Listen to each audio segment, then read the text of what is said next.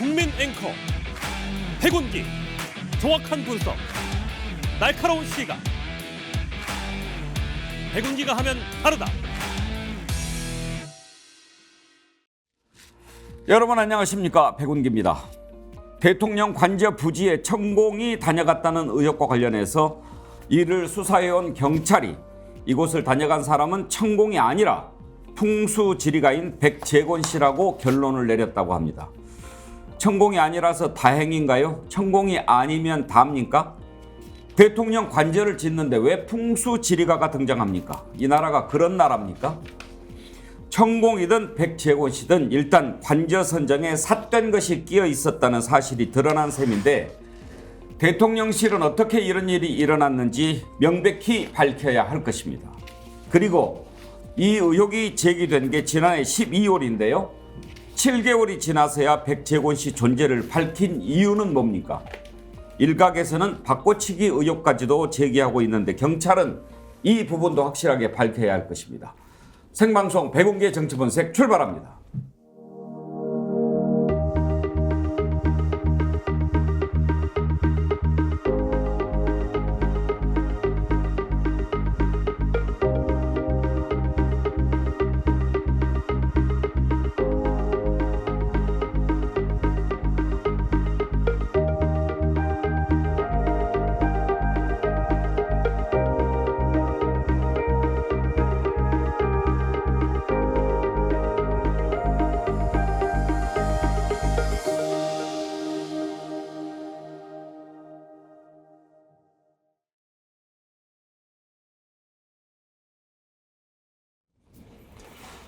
월요일 아침입니다. 함께 하실 네 분 패널 소개하겠습니다. 정기남 조선대 개건교수, 최수영 메시지 컨설턴트, 전예현 우석대 대학원 개건교수, 임세은 전 청와대 부대변인 함께합니다. 어서 오십시오. 네, 안녕하세요. 반갑습니다.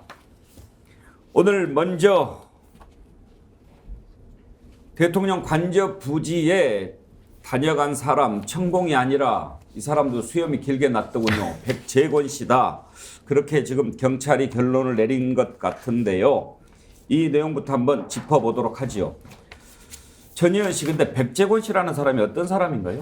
예, 백재권 씨는 풍수지리 전문가로 알려져 있고요. 예. 이런 분야를 통해서 석사, 박사학위를 받아서 지금 모 대학에서 겸임 교수로 일하는 것으로 전해져 있습니다. 원래 유명한 사람이에요? 그렇다기보다는 윤석열 대통령과의 인연이 알려지면서 더 세간의 주목을 받은 것으로 알려지고 있고요. 예. 과거의 일부 언론 인터뷰랑 보면은 윤석열 대통령이 서울중앙지검장 시절에 김건희 여사와 함께, 그러니까 윤석열 당시 중앙지검장 내외가 이 백재권 씨를 만났다고 본인이 직접 언론 인터뷰에서 밝힌 바가 있는데, 윤석열 대통령에 대해서는 뭐 악어상이다 이런 글을 예전에 썼다라고 했는데, 윤석열 당시 중앙지검장이 이 글을 이미 읽고 왔더라는 겁니다. 그래서 뭐 재밌었다 이렇게 읽었다고 얘기를 했더라고. 김건희 여사가 본인 관상을 물어보길래 공작상이다 이렇게 얘기를 했다라고 하는데, 물론 이제 우리가 뭐 신문이나 이런데 역술가들이라던가 이런 풍수지리가들이 글을 쓰는 경우는 있었지만, 이렇게 특정 공인을 만나서 세세하게 대화를 나눈 내용이 최근에 공개된 것은 더 관심을 끌고 있고, 무엇보다 이 사람이 지금 주목을 받고 있는 이유는 그 떠들썩했던 대통령 관저 이전 과정에 관여를 했다. 그리고 실제로 현장을 방문한 것으로 알려지면서 논란이 되고 있는 상황입니다. 백재권 씨, 이 정치권에서도 상당히 이름이 좀 있는 사람인 것 같아요. 지금 백재권 씨였다라고 얘기가 나오니까 이재명 대표도 만났다. 국민의힘에서는 그렇게 얘기하는데, 정기남 교수는 혹시 이 사람 얘기 들어본 적 있습니까? 얘기는 많이 들어봤습니다. 그러나 뭐 얼마나 훌륭한 또 풍수지리가인지는 제가 뭐 감히 얘기할 수준은 아니고요. 뭐 언론 보도에도 이미 언급되고 있습니다만, 이재명 부부가 대통령 후보 이전에 백재권 씨를 만나서 또 본인의 어떤 그 관상이나 또 앞으로 미래에 대해서 얘기를 나눈 적이 있다. 뭐 이런 얘기도 있고요. 그 전에 또 김정숙 여사, 이제 문재인 전 대통령의 부인이죠. 김정숙 여사도 만나서 관상을 봐준 적이 있다. 뭐 이런 거 보면 정치권의 유력한 어떤 대선 후보들이나 또 당 대표 이런 사람들을 만나면서 관상, 풍수, 지리 이것을 근거로 본인의 어떤 영향력을 그동안 꾸준히 확대해 온 그런 분으로 뭐 알려져 있습니다. 자, 이제 풍수 지리가다 하는데 최수영 컨설팅. 네.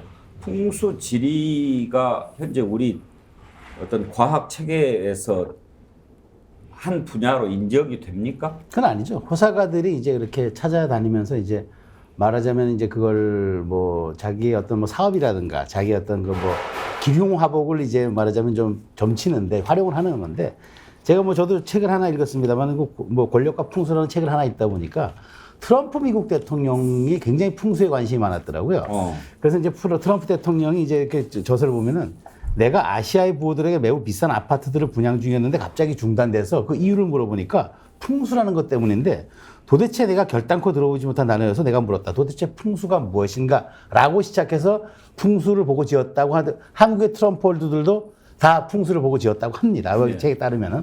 그래서 저는 뭐 이것이 이제 일종의 말하자면 비즈니스 영역이라든가 그 다음에 이제 이게 뭐 어떤 그 좀 말하자면 본인의 어떤 그 사업적인 측면에서 놓고 봤을 때 뭐 하는 건 뭐 그게 문제가 될 건 없는 것 같고 어떤 그 트럼프 대통령도 그렇게 했던 것 같은데 중요한 거는 과연 그게 공적 영역에서 그것이 이제 하나의 어떤 그 통과 의뢰가 되거나 혹은 검증 절차가 됐다라고 했을 때는 이거는 논란의 소지가 분명히 전 있다고 봅니다. 이게 그 어떤 뭐 사업의 영역이라든가 호사가들의 영역이 아니라 이게 공식적으로 국가의 예산과 어떤 과정이 투입되는 것들을 놓고 봤을 때 이게 과연 온당한 것인가에 대한 논쟁거리는 저는 된다고 봅니다.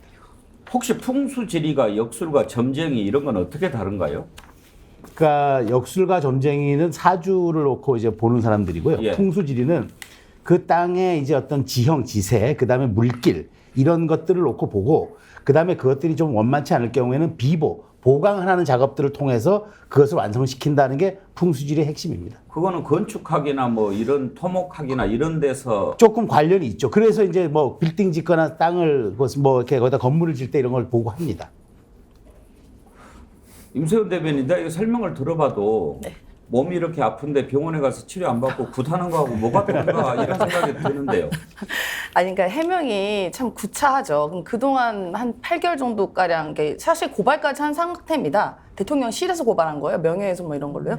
그럼 그 당시 해명을 한번 뒤돌아보면요. 그 당시에 뭐 천공이 개입한 거 아니냐는 의혹이 있었고 여러 가지 증언들이 있었지 않겠습니까? 그 당시에 뭐 국민을 뭐 우롱하는 행위다. 뭐 이렇게 이 관저 개입에 관저 선정에 이런 무속이 들어갔다는 것은 국민을 우롱하는 행위다. 뭐 이런 식의 해명이 있었습니다. 그러면 지금 천공과 이 백재공 교수는 좀 다른 분이신가요? 그러니까 우리가 묻는 건 이거지 않겠습니까? 이 관저라는 곳은 굉장히 특수한 곳입니다. 그러니까 우리나라는 분단국가이고 또 분단국가의 대통령 부부가 사는 곳은 굉장한 보안과 경호를 요하는 곳인데 이 선정에 왜 공적인 임무가 아닌 사인이 들어갔냐? 이게 우리가 질문인 거지 천공이 아니냐가 문제가 아닙니다. 뭐 수염이 길고 짧고 뭐 옆으로 길고 이거가 문제가 아니잖아요.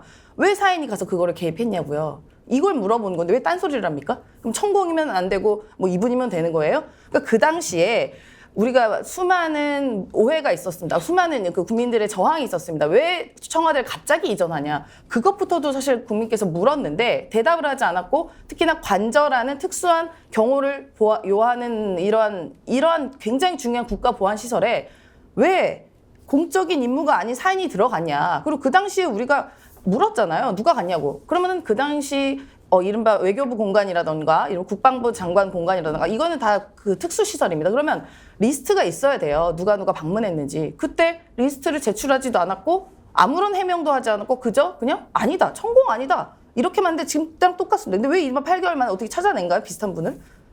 자, 그러면 하나하나 한번 따져봅시다. 이 의혹이 맨 처음 불거진 게 지난해 12월 5일이었습니다. 김종대 전 의원이 김어준 뉴스공장 인터뷰에서 주장을 한 겁니다. 군 고위 관계자로부터 천공이 한남동 공간에 왔다 이런 얘기를 들었는데 그 고위 관계자가 나중에 밝혀지기로는 부승찬 전 국방부 대변인이죠. 부승찬 전 대변인은 또 어떻게 들었냐. 남영신 당시 육군 참모총장한테 이 사실을 전했는데 그때 이러이러한 일이 있었다라는 것을 담당 부사관한테 들었다고 하는 겁니다. 그로부터 이제 7개월이 한참 지났습니다. 그 뒤로 김종대 전 의원, 부승찬 전 대변인 다 지금 수사를 받고 있습니다. 지금 우리가 짚어볼 부분은 첫 번째, 천공이 아니라 백재곤인 것으로 밝혀졌다라고 이제 경찰이 곧 발표를 하겠죠. 이게 맞는가? 이 부분이 한 가지 중요한 점이 되고요. 둘째로는 아니 그러면 조사를 했을 때 바로 천공이 아니라 백재곤이네 이렇게 나왔으면 그때 발표해야 되는 거 아닌가요? 8개월이 다 돼서야 이 사람이다라고 내놓은 이유는 뭘까? 그것도 궁금하지 않습니까? 그래서 지금 시중에 나오는 게 수염 나온 사람 찾다 백재곤 찾았다 그런 얘기도 나오는데 국민들이 석연치 않으면 확실하게 밝혀주면 됩니다.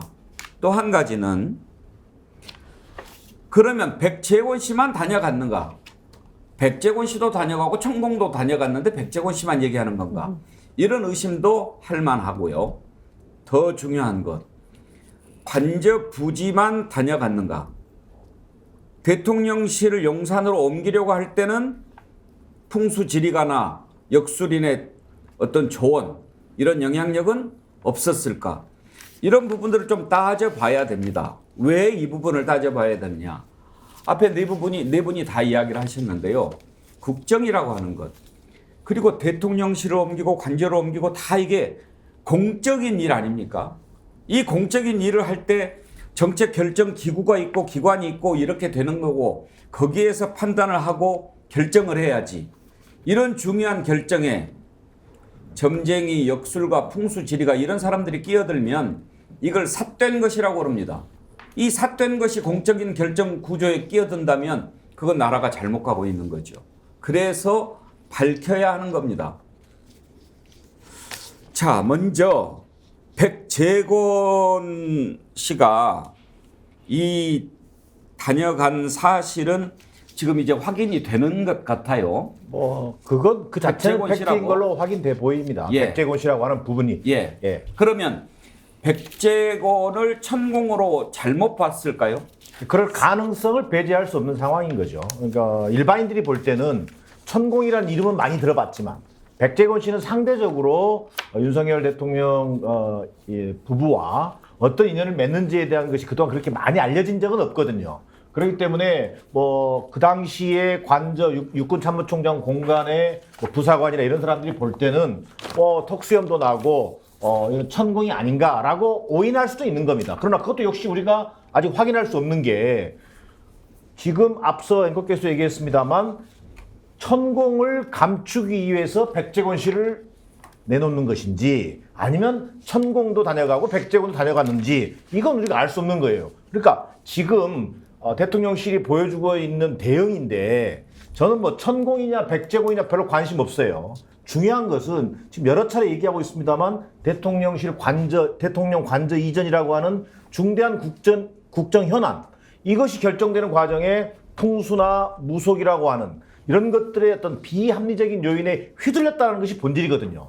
자, 그러면 천공이 안 갔으면 그나마 다행인 것이고 또 백재곤 교수가 갔으면 과거 주장했던 것과 다른 거냐. 실제로 백씨 방문이 드러났는데도 이 지금 대통령실의 대응을 보면요. 국민이 알기를 아주 우습게 알고 있는 거예요. 자, 방문자가 천공이 아니었기 때문에 그동안의 문제 제기는 거짓말과 선동이었다. 이런 식의 지금 대응을 하고 있는 거란 말이에요. 두 번째, 이재명 대표도 만났고 김정수 의원도 만났기 때문에 이 풍수나 무속인 이런 비합리적인 요인을 이것이 문제될 것은 아니다. 이런 식으로 얘기하는 것은 한마디로 국민들 알기를 아주 우습게 아는 것이고 이것을 동일시하려고 하는 거거든요. 지금이라도 자 세간에서 거론되고 있는 천공과 백재곤 두 사람 관여설 또 이것이 백재곤 교수가만 다녀갔다 하더라도 그 사실관계 자체를 납득할 수 있도록 국민들이 납득할 수 있도록 지금 해명을 내놓는 것이 저는 우선이라고 보여집니다. 백재곤 씨를 보고 천공이다 이렇게 생각할 수 있을까요? 사진으로 보면 좀 달라 보이는데 수염 빼놓고는요. 그래서 좀 석연치 않은 점이 아직도 많이 남아 있습니다. 지난해 2월 국회 국방 지금 사진이 나오는데 왼쪽이 천공이고 오른쪽이 백재곤 씨죠. 좀 호리호리하고 그렇지 않은 그런 차이가 있고 백재곤 씨는 양복을 입고 있는데 천공은 또 도포자락 휘날리면서 다니는 사람 아닙니까? 저걸 보고 천공으로 잘못 봤다 하는 것도 얼른 이해는 안 갑니다. 그냥 뭐 왔다 갔으니까 천공이 왔다 갔다 이렇게 얘기를 했을까요? 그런데 왜 그러면 천공은 지금까지도 나 아니다 얘기를 안 하는지 그것도 궁금하지 않습니까, 전영 교수? 그렇습니다. 그래서 이게 천공이 본인의 권력을 과시하기 위해서 침묵을 하는 것인지 아니면 실제로 나중에 진실이 밝혀졌을 때 책임을 회피하고 있는 그런 방식인 건지는 앞으로 봐야겠고요. 그리고 이제 부승찬 씨가 지적한 내용을 우리가 한번 돌아볼 필요가 있습니다. 육군 참모총장 공간이라는 것이 말 그대로 보안 시설이 될 수 있고 민간인들이 함부로 들락날락할 수 있는 곳이 아니란 말이에요. 그럼 도대체 국방부는 이 기록을 제대로 갖고 있는 건지, 과거에 국회 상임위에서 질문은 개별적인 어떤 기록이 없다라는 취지로 말하는데 그럼 거짓말한 것인지 이 부분에 대해서 철저하게 규명이 돼야 될 것이고요. 무엇보다도 국민들이 보기에 의아한 것은 대통령실이라든가 청와대 이전 TF는 공적인 조직입니다. 근데 왜 공적인 조직이 아닌 이런 역술, 관상 이런 인물들이 개입됐다는 논란이 계속 제기되고 있는지 지금이라도 저는 대통령실에서 나서서 소상히 해명하고 국민들에게 사과할 부분을 사과해야지 물타기식으로 흘려버리는 것은 논란이 더 키울 뿐이라고 생각이 됩니다. 지난 2월에 국회 국방위에서 배진교 정의당 의원이 이종섭 국방부 장관에게 이 문제를 제기한 적이 있지요. 뭐라고 답했는지 한번 들어보실까요? 실제 이렇게 만약에 민간인이 출입을 했다고 한다면 이런 출입 기록이 당연히 남겠죠. 총장 공관 서울 사무소 그 개별 출입 기록은 없습니다. 대통령실 이전과 관련해서 일반인 그러니까 무속인 천공이 다녀갔다. 그런데 천공뿐만 아니라 지금 건진법사도 다녀갔다라고 하는 제보자들의 증언들이 지금 나오고 있는 상황이에요. 그렇다고 한다면 장관 후보자 시절이잖아요. 인수위 단계면. 그러면 군 관계자들한테 이런 것들에 대해서 궁금하니까 좀 물어보실 수도 있었을 것 같은데.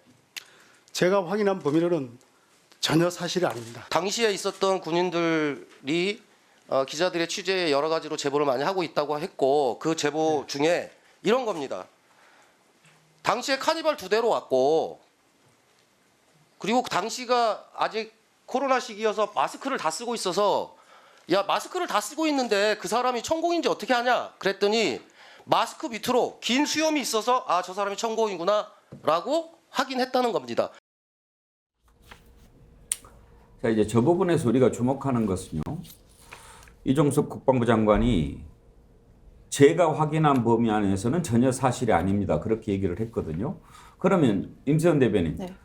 다른 사람이 왔다 갔다 지금 이제 그렇게 결론이 나고 있는 것 같은데 적어도 그 부분에 관해서는 확실한 해명이라고 받아들이기는 힘들지 않습니까? 그렇죠. 그리고 또 전제가 붙지 않습니까? 제가 확인한 범위 안에서는 아니다. 그러니까 확인을 어디까지 했나요? 그러니까 저는 이 질문을 할 수밖에 없죠. 확인을 안 한 거 아닙니까?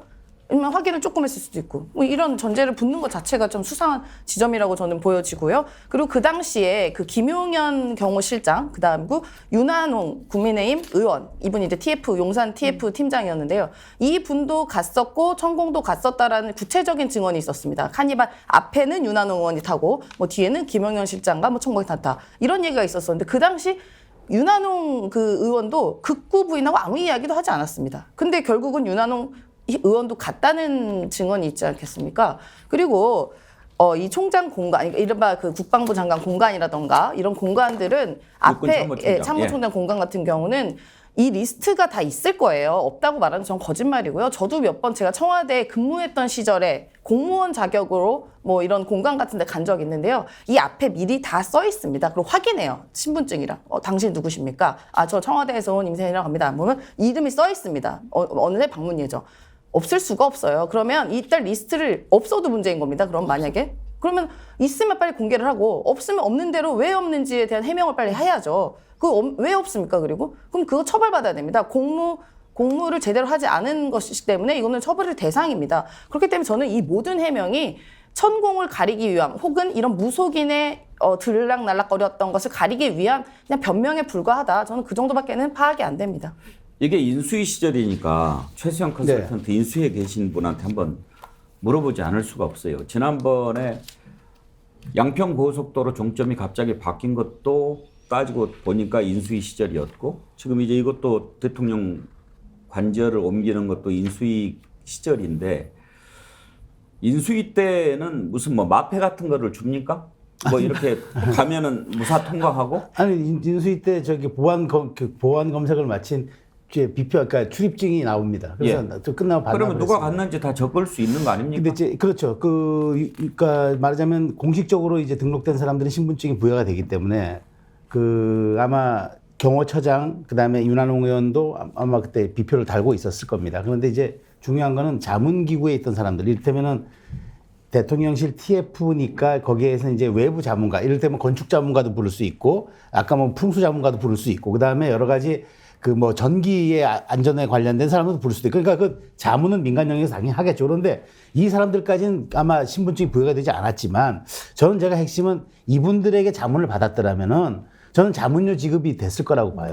왜냐하면은 민간에서 어쨌든 용역을 민간에 어쨌든 도움을 받으면은 그 도움을 받은 데서는 어떤 공적인 영역에서 어떤 식으로든 사례비를 교통비라도 처리를 하게끔 되어 있지 않겠습니까? 좀 그렇기 때문에 그 부분도 한번 좀 봐야 될 거라고 보고요. 그러니까 저는 그래요. 민간에게 충분히 자문을 받을 수 있습니다. 왜냐하면 이게 종합적인 건축이라고 하고 대통령실 대통령실을 관저가 이전되는 건 굉장히 큰 문제고 종합적 문제니까. 그럼 세세하게 민간의 자문을 받을 수가 있는데 그 자문을 제대로 어떤 말하자면 프로세스를 통해서 받았고 또 정당한 대가가 지급이 됐고 자문에 대한 어떤 과정들이 다 투명하게 말하자면 그 인수위, 그러니까 대통령 공관 이전 TF 백서에 기록이 돼 있는지 이런 부분들을 저는 보면은 저는 정기국회에 대해서 이런 것들이 야당을 요구해서 한번 볼 필요도 저는 있다고 봐요. 근데 자문이라고 하는 일반론을 가지고 관저 이전 문제를 풍수 전문가한테 조언 또는 자문을 받을 수 있다 이렇게 얘기할 수 있는 문제는 아니에요. 이게 일상적으로 인수위 활동 속에서 민간인들에게 자문을 받을 수 있다는 얘기는 뭐 억셉트가 되지만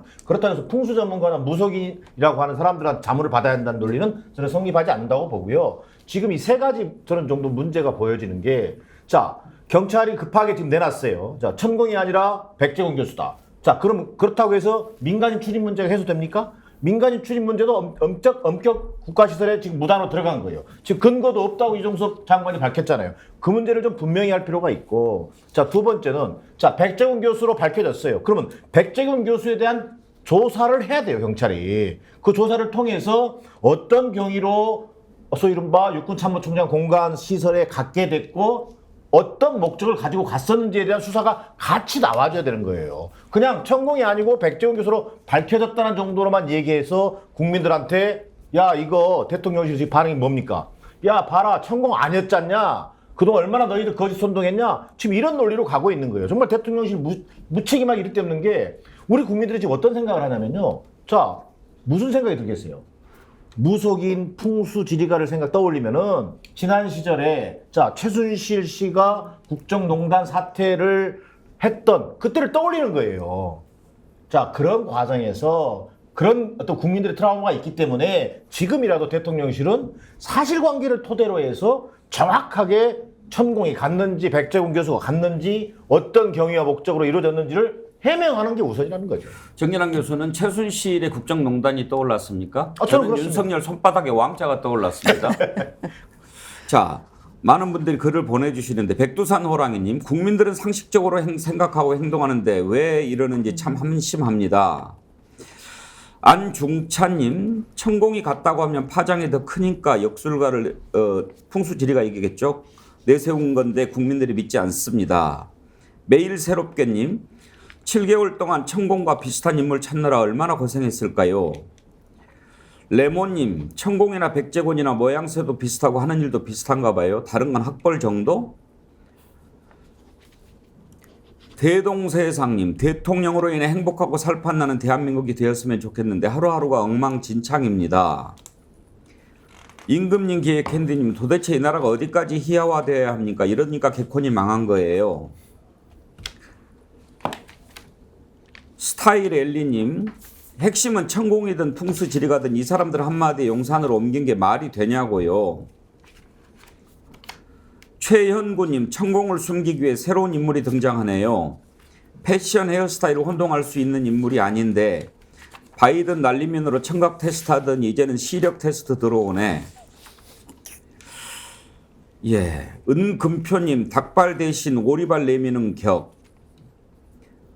국민들은 지금도 천공이 아니고 백재곤이다 있다라고 하는 사실에 대해서 흔쾌하게 받아들이지 못하는 것 같습니다. 최수영 컨설턴트 왜 그럴까요? 너무 오래 걸려서 그럴까요? 저는 기본적으로 좀 소통 방식에 좀 문제가 있다고 봐요. 그러니까 국민이 좀 말하자면은 의혹이 있거나 원하는 사안들에 대해서는 조금 소상히 좀 밝혀야 할 필요가 저는 있다고 보는데, 이를테면 오늘 더 다룰 것 같습니다만, 이제 이를테면 국토부에서 서울 양평 고속도로 논란이 되니까 그동안 있었던 전 문서와 오고 갔던 그런 기록들을 홈페이지에다가 전부 전수 공개한다. 전수인지 모르겠지만 어쨌든 그런 식으로라도 의혹을 풀려는 노력이 있어야 되는데, 그러니까 천공이 아니니까 괜찮다. 그리고 이제 이 사람이 이재명 대표 부부도 봤고 김정수 여사도 봤으니 볼 수 있는 것 아니냐라는 이제 그런 이제 논리로 이야기를 하는데, 글쎄요, 이게 저도 인수위 있었습니다만 우리가 사실 그때 대통령실 이전이라는 게 얼마나 많은 사실 국민적 관심과 또 우려, 논란 이게 많았던 사안 아닙니까? 그렇다면 저는 최소한 이런 부분이 전혀 하나의 말의 의혹도 없이 이것이 정말 공명정대하고 대통령의 의지에 따라서 추진됐다, 이렇게 국민들이 인식하도록 모든 작업들, 후속 조치들이 이루어져야 되는데, 이게 자꾸 뒷말들이 나오는 이런 모습들은 저는 더더군다나 지금 윤석열 정부 2년 차에 들어서 소통이라는 그런 키워드가 많이 사라지는 과정에서 저는 이런 게 해명이 말하자면 수위가 낮거나 해명이 국민의 귀에 설득력이 좀 부족할수록 저는 이런 부분들이란 논란은 계속 갈 수밖에 없어서 여기에 대한 조금 여러 가지 고려들이 좀 있어야 된다고 생각을 합니다. 사랑 DN 이별님 재밌는 걸 보내주셨는데, 설마 서남용이라고 하지? 서남용 아시죠? 개그맨, 거기 수영 큰 길게 개그맨. 되죠. 그런데 이제 중요한 것은요. 자, 100제곱이라고 합시다. 그러면 잘한 겁니까? 천공이 아니라 다행이다 이렇게 생각할 수도 있겠지만요. 나나님 이런 글 주셨어요. 청와대 이전, 관저 이전이 어떻게 자문으로 넘어갑니까? 나라의 공적 기관을 시스템과 절차를 거쳐야죠. 그 논리면 모든 국가기관을 풍수지리가에 맡길 겁니까? 그 사람들이 흉터다 하면 다 옮길 겁니까? 이런 질문을 주셨는데, 국민들 그런 생각하지요. 이게 정치적으로 의견이 다를 이유가 있을까 싶은데 여야가 목소리가 또 다르더군요. 한번 들어볼까요? 국가 인사에 관상가를 부르고 국가 행사의 택일에 사주 명리가를 부르는 것은 괜찮다는 말입니까?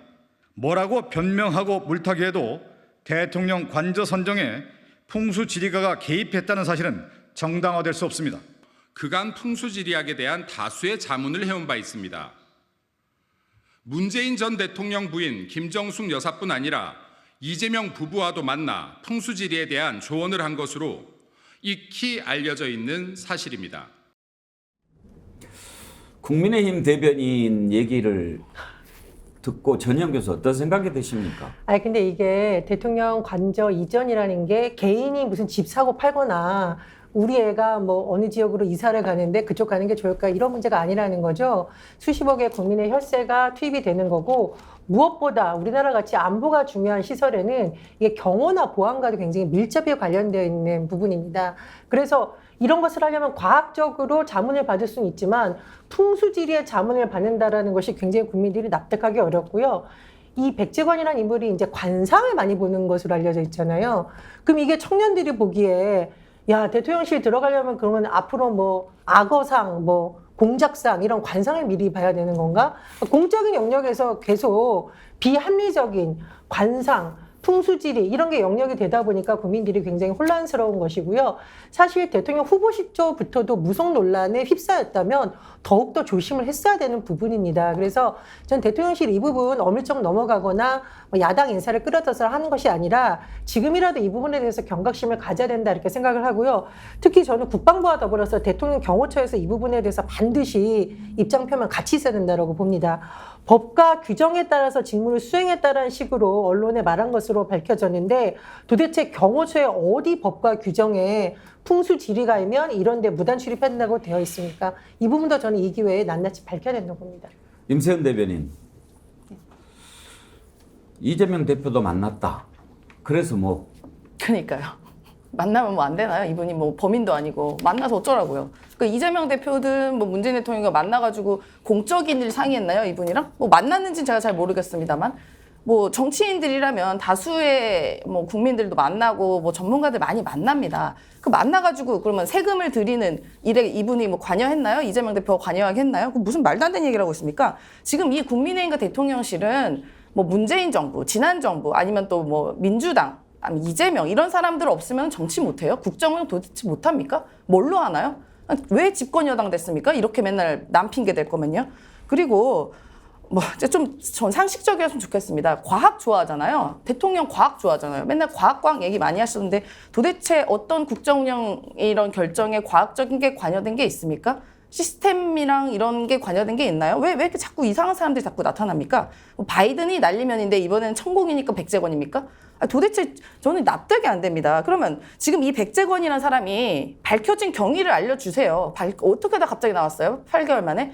그동안 뭐 고발하고 아니다라고 하고 가짜뉴스다고 하고 괴담이다 하고 선동이라 하고 했잖아요. 나왔습니다. 이 사람 갔다면서요. 본인들이 얘기한 거잖아요. 그러면 밝혀진 경위 7개월 만에 경위가 있을 거 아닙니까? 아니 뭐 리스트가 있던지 CCTV가 있던지 쭉 다 얘기하면 돼요. 그러면 뭐 그동안 저는 이렇게밖에 생각이 안 돼요. 7개월 동안 비슷한 사람 그냥 도인에서 풍수가로 그냥 바꾼 거다. 시나리오 다시 짰다고 밖에 생각이 안 됩니다. 그러면 이제 뭐 수염 난 사람 다 대동할 거면 이제 김어준 씨도 나와도 되겠습니다. 근데 백제건 씨로 밝혀졌다면 그때 바로 얘기를 하면 되는 거 아닌가 하는 의심이 아직도 들어요. 정인환 교수.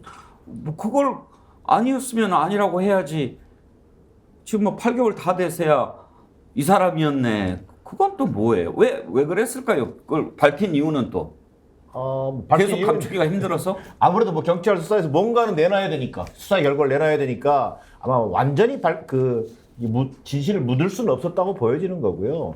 저는 방금 앵커께서 얘기하셨습니다만 떳떳했다면 정말 이게 공식적이고 떳떳했다면 천공 개입 의혹이 터졌을 때 당당하게 대통령실에서 해명을 했어야 되는 거예요. 그럼 뭐 그걸 좋은 얘기로 좀 최수혁 교수가 얘기한 것처럼 뭐 소통 방식의 문제라고 하지만 저는 소통 방식의 문제가 아니라 뭔가를 지금 숨길 의도가 있기 때문에 그 당시에 밝히지 못했던 것 아니냐 이렇게 국민들은 생각할 수밖에 없는 상황이라는 거예요. 자, 국민의힘 대응도 마찬가지예요. 정말 어처구니가 없고 이 부끄러움을 모르는 집단 같아요. 아니 풍수지리가를 뭐 경기도당 국민의힘 경기도당에서는 워크샵 특강됐다 그래요. 자, 그 다음에 개인적으로 정치인들이 기륭화복이나 자신의 운세를 점치는 것과 국정운영 과정, 국정운영의 중요한 어떤 관저 이전 문제에 개입시킨 것과는 어떻게 이걸 대치시킵니까? 등치시킵니까? 이런 것들이 국민 알기를 정말 우습게 아는 것이고 정말 부끄러움을 모르는 집단으로 보여집니다. 풍수 하는데 풍수 지리가가 예를 들어서 최수영 컨설턴트 여기가 뭐 흐름이 좋다, 기운이 좋다 뭐 이런 얘기는 할 수 있을지 몰라도 여기는 보안의 군사 안보 시설에 뭐 이런 것으로 봤을 때 취약하다라든지 도청에 대해서는 뭐 완벽하다라든지 이런 것까지는 모를 거 아닙니까? 그건 모르지 당연히. 그건 과학의 영역 아닙니까? 왜 이런 사람을 저도 좀 근데 이제 물론 이제 해명은 그런 거죠. 누가 그러면은 자 백제건이라고 칩시다. 예. 그걸 누가 그러면은 그 사람한테 한번 가서 보게 하자고 얘기했을까요? 글쎄요, 저도 그건 제가 모르겠습니다. 제가 볼 때는요, 그건 뭐 최수영 씨 입장에서 정확하게 뭐 한가 본데 저는 두 사람밖에 없다고 생각합니다. 그게 대통령 아니면 대통령 후보자 아니면 대통령 부인입니다. 후보자가 아니고 그다음 대통령 당선인이죠. 네. 당선인 아니면 부인입니다. 왜? 자, 이건 과거에 제가 직접 경험한 건데요. 이를테면 야당 당대표가 풍수지리가를 부릅니다. 그리고 당대표실을 세팅을 합니다. 국회의원들도 그런 사람 많습니다. 그만큼 개인적인 차원에서. 근데 책상을 어디로 놓는 책상을 어디로 놓을 거냐, 네. 출입문을 어떻게 놓을 거냐, 그리고 멀쩡한 출입문을 폐쇄합니다. 어허. 그러면서 사람들을 돌아가게 합니다. 그런 사람도 있어요? 그런 사람도 있습니다. 그런 사람들은 의장 활동 제대로 잘 못하지요. 아니 나중에 결국 꼬꾸라지더라고요. 네? 그러니까 그런 경우처럼 그런 경우는 뭐 국회의원 개인이라든지 어떤 개인적인 사무실을 세팅한다든지 이럴 때 그렇게 하는 사람들이 있긴 있어 왔습니다만 그런 의사결정도 후보자나 예를 들면 당대표나 이런 사람이 결정하지 않으면요 사람을 들일 수가 없습니다. 그렇기 때문에 제가 단언컨대 이건 대통령 당선인 또는 부인이 직접 불러서 하고 나머지는 이의 제기를 할 수 없는 그런 구조로 이루어진 거죠. 최수영 컨설턴트 곤란한 처지를 벗어나게 해주셔서 아니, 고맙습니다. 아니, 제 말씀도, 근데 사실은 이제 그분들이 이제 경호처장이고 TF 팀장이었잖아요. 이제 팀장 부처장인데 그분들이 사실은 뭐 개인적으로 뭐 저도 어떤 몇몇 인사들이 풍수질에 개인적으로 관심 있는 사람들이 있다는 걸 알아요. 근데 이게 대통령 부지 관저 이전이다 보니까 중차대한 사안이라서 하여튼 해볼 때까지 다 해보자는 생각을 가질 수도 있다고 봐요. 그리고 백재권 씨는 지금 원래 국방부 장관 부지를 얘기했다는데 이제 여기는 이제 최종적으로 결론난 건 한남동의 외교부 장관 이 공간 결론 났기 때문에 큰 문제가 없을 거라고 얘기하는데 저는 어쨌든 이 과정 자체를 저는 왜냐하면 그게 외교부 장관 공간이든 국방장관 공간이든 최소한 그게 거기 털을 잡을 때는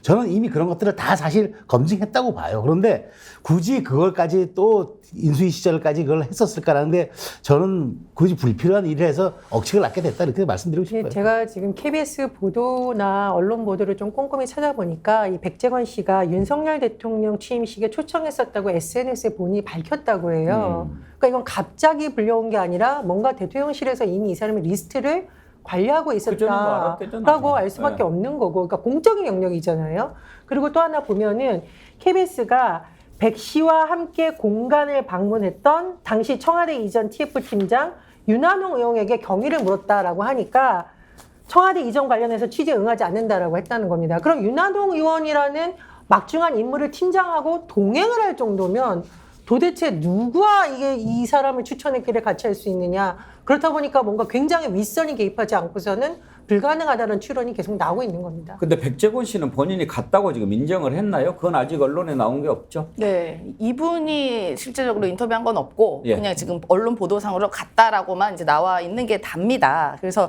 그러면 저는 또 이걸 물을 수가 없는 게 그 당시에 그러면은 그 육군 최고 지휘관에게 허위 보고를 한 거네요. 예를 들어 천공 봤다고 했었으니까 이 사람도 잡아서 문책해야죠. 왜 허위 보고했냐? 왜 천공이 아니라 백재권인데 왜 잘못 보고했냐?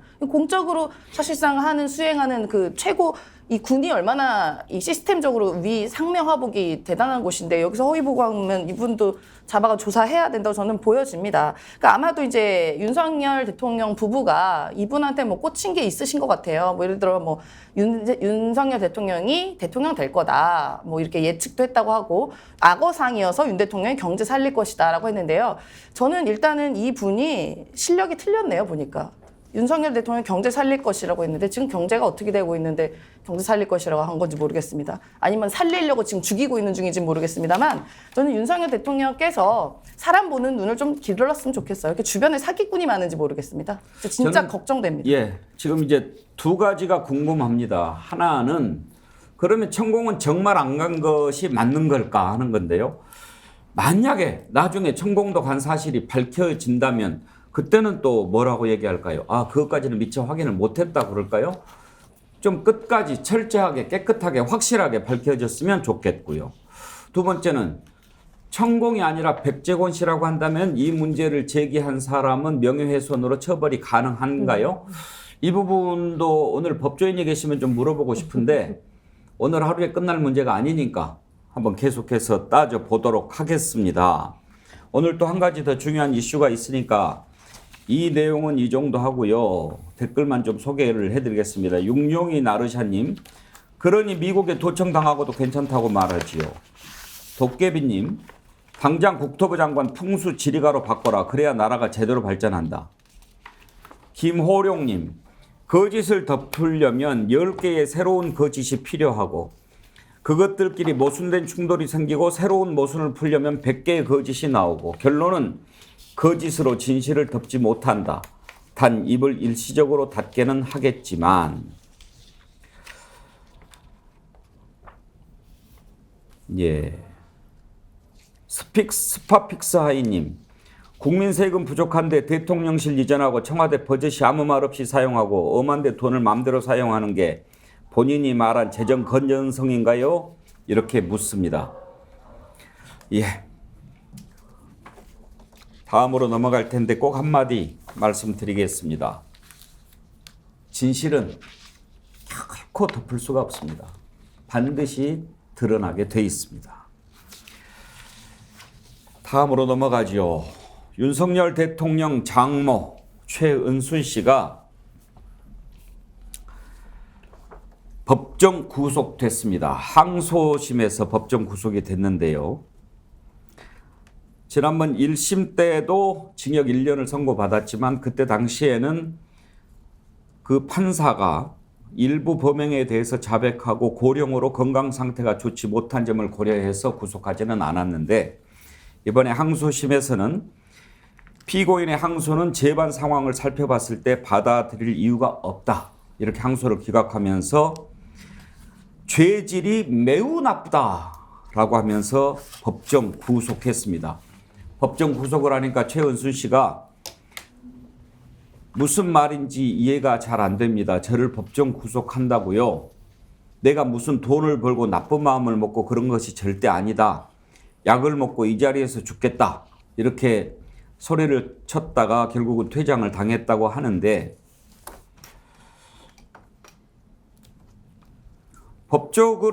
법률적으로는 잘못된, 그러니까 죄가 맞다라고 하는 것이 1심이나 항소심이나 달라진 것은 없어요, 정진환 교수. 그렇습니다. 다만 이제 구속이 됐다, 안 됐다라고 하는 건데. 네, 그런데요, 일반론적으로요, 그 유죄 선고가 1심에서도 그 징역 1년을 선고받았습니다. 근데 2심 항소심에서도 1년을 선고했지 않습니까? 근데 이 유죄 선고가 번복되지 않았잖아요.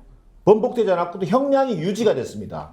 그 말은 무슨 얘기냐면 형량이 유지됐다는 얘기는 그동안 항소심까지 방어권이 충분히 보장됐다고 보는 거예요. 그래서 법정 구속하는 게 일반적인 수순입니다. 그다음 두 번째, 앞서도 얘기 나왔습니다만 이 판사가 볼 때는 이 법정 구속 사유를 아주 죄질이 나쁘다라고 적으셨어요. 그게 뭐냐면 몇 가지가 있는데 첫 번째, 자, 이 위조 잔고 증명의 액수가 무려 349억입니다. 그다음 두 번째, 한 번도 아니에요. 이게 4번에 걸쳐서 문서를 위조합니다. 세 번째, 위조 문서로 얻은 부동산 이익이 막대해요. 자, 그런데도 불구하고 최은순 씨는 범죄를 인정하지 않고 반성의 기미도 보이지 않아요. 그렇기 때문에 도주 우려가 있다고 보는 것이고 법정 구속 사유로 제시를 한 겁니다. 더더욱이나 앞서 언급한 것처럼 이 최은순 씨 같은 경우는 자신의 죄를 인정하기는커녕 하나님 앞에 약물을 먹고 이 자리에서 죽어버리겠다라고 하는 이 소란을 피웁니다. 거기서 왜 하나님이 나와요?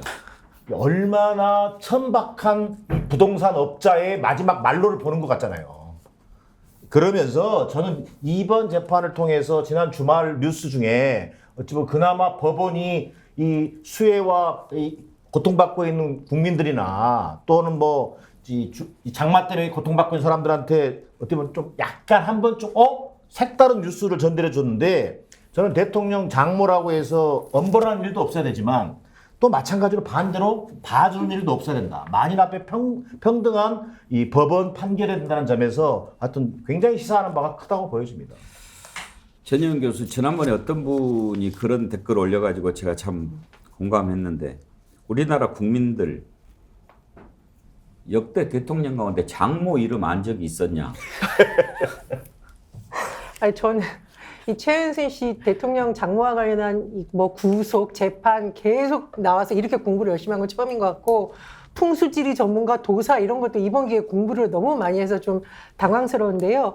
어쨌든 윤석열 대통령의 장모가 법정 구속된 것, 현직 대통령의 이 장모가 법정 구속된 것도 처음인 것이고 무엇보다 판사가 지적했듯이 죄질이 매우 불량하다라는 점에서 국민들이 굉장히 좀 관심을 더 갖는 것 같습니다. 무엇보다 윤석열 대통령의 후보 시절 발언 있잖아요. 내 장모가 사기를 당했다는 식으로 피해자는 식으로 주장을 한 거야. 누구한테 10원 한 장 피해준 적이 없다. 이 말은 사법부의 항소심까지의 결론을 봤을 때 거짓말이라는 거죠. 그러면 윤 대통령 이 부분에 대해서 빨리 국민들한테 진솔하게 사과를 해야 됩니다. 그리고 왜 이렇게 대통령의 처가와 관련된 리스크나 의혹이 이렇게 많은지 모르겠어요. 그래서 지금 언론에서도 특별감찰관 빨리 임명을 해서 대통령 가족이 무슨 치외법권의 지대냐, 뭐 신성지대냐 이런 비판까지 나오고 있으니까 당연히 좀 제도적으로 보완을 하는 게 필요하고요. 이번에야말로 물타기 하지 말고 대통령이 본인이 후보 시절에 한 말에 대해서 진솔하게 사과해야 된다 이렇게 생각이 드네요. 윤석열 대통령 장모 최은순 씨의 범죄는 어제 오늘 밝혀진 게 아닙니다. 이게 이때가 서울중앙지검장 때일 겁니다. 2018년 10월 19일이니까요. 국회 국정감사에서 이 문제가 제기가 됐습니다. 누가 이 문제를 따졌는지 기억나십니까? 화면 보시면 깜짝 놀라실 겁니다. 한번 보시죠. 피해자 9분이 저를 찾아오셔가지고 장모로부터 사기를 당해서 30억을 띄었다. 그리고 이 사건이 이렇게 은폐되고 있고 그 장모의 대리인이 지금 구속돼서 징역 2년 6개월 받아 살고 있는데 실질적으로 사기를 한 주범인 장모는 거리를 할부하고 있다. 이것은 윤석열 지검장이 배후에 있다라는 하소연을 하세요. 그리고 가지고 온 증거를 보면 상당히 설득력이 있어가지고 장모의 문제가 아닙니다. 피해자가 9분이 30억을 피해받았다고 얘기를 하고 있고 이 사건의 은폐의 배후에 윤석열 지검장이 있다라고 온 데를 돌아다니면서 이 피해자들이 말씀을 하고 있어요. 그렇기 때문에 이건 본인 문제예요. 장모 문제가 아니라. 장모님이 그 부인의 친구인 김모 씨와 짜고 잔고증명, 내가 300억이 있다라는 잔고증명서를 뗀 겁니다. 왜 주범인 장모는 구속이 안 돼 있느냐? 왜 벌써 할부하고 있느냐? 이런 얘기고요. 이 장모께서 2012년도부터 내 사위가 윤석열 고위 검찰이다라고 얘기를 했다는 겁니다. 그래서 저는 도대체 이 잔고증명을 위조했다는 것은 법원에서 밝혀진 사건인데 이거를 왜 수사를 안 하나? 도대체 납득이 안 된다. 그래서 그 배후에 윤석열 지검장이 있다. 아니 제가 관련이 되어 있다는 뭐 증거가 있습니까? 아니 그럼 피해자가 고소를 하면 될 거 아니겠습니까? 어? 아니 아무리 국감장이지만 너무하신 거 아닙니까? 윤석열 당시 지검장이 관련이 돼 있는지 뭐 그것은 이제 우리가 알 수가 없지만 당시에 저런 문제가 국민의힘 장제원 의원으로부터 제기가 됐어요. 그리고 이제 결과가 나오지 않습니까? 물론 대법원 결과가 나와야 되지만 사실관계는 이미 이제 끝난 겁니다. 대법원에서는 법률심만 하니까요. 자, 그러면 사실관계로 봤을 때 위조한 건 맞다. 자, 그러면 위조하면 본인이 이익을 취한 것 아닙니까?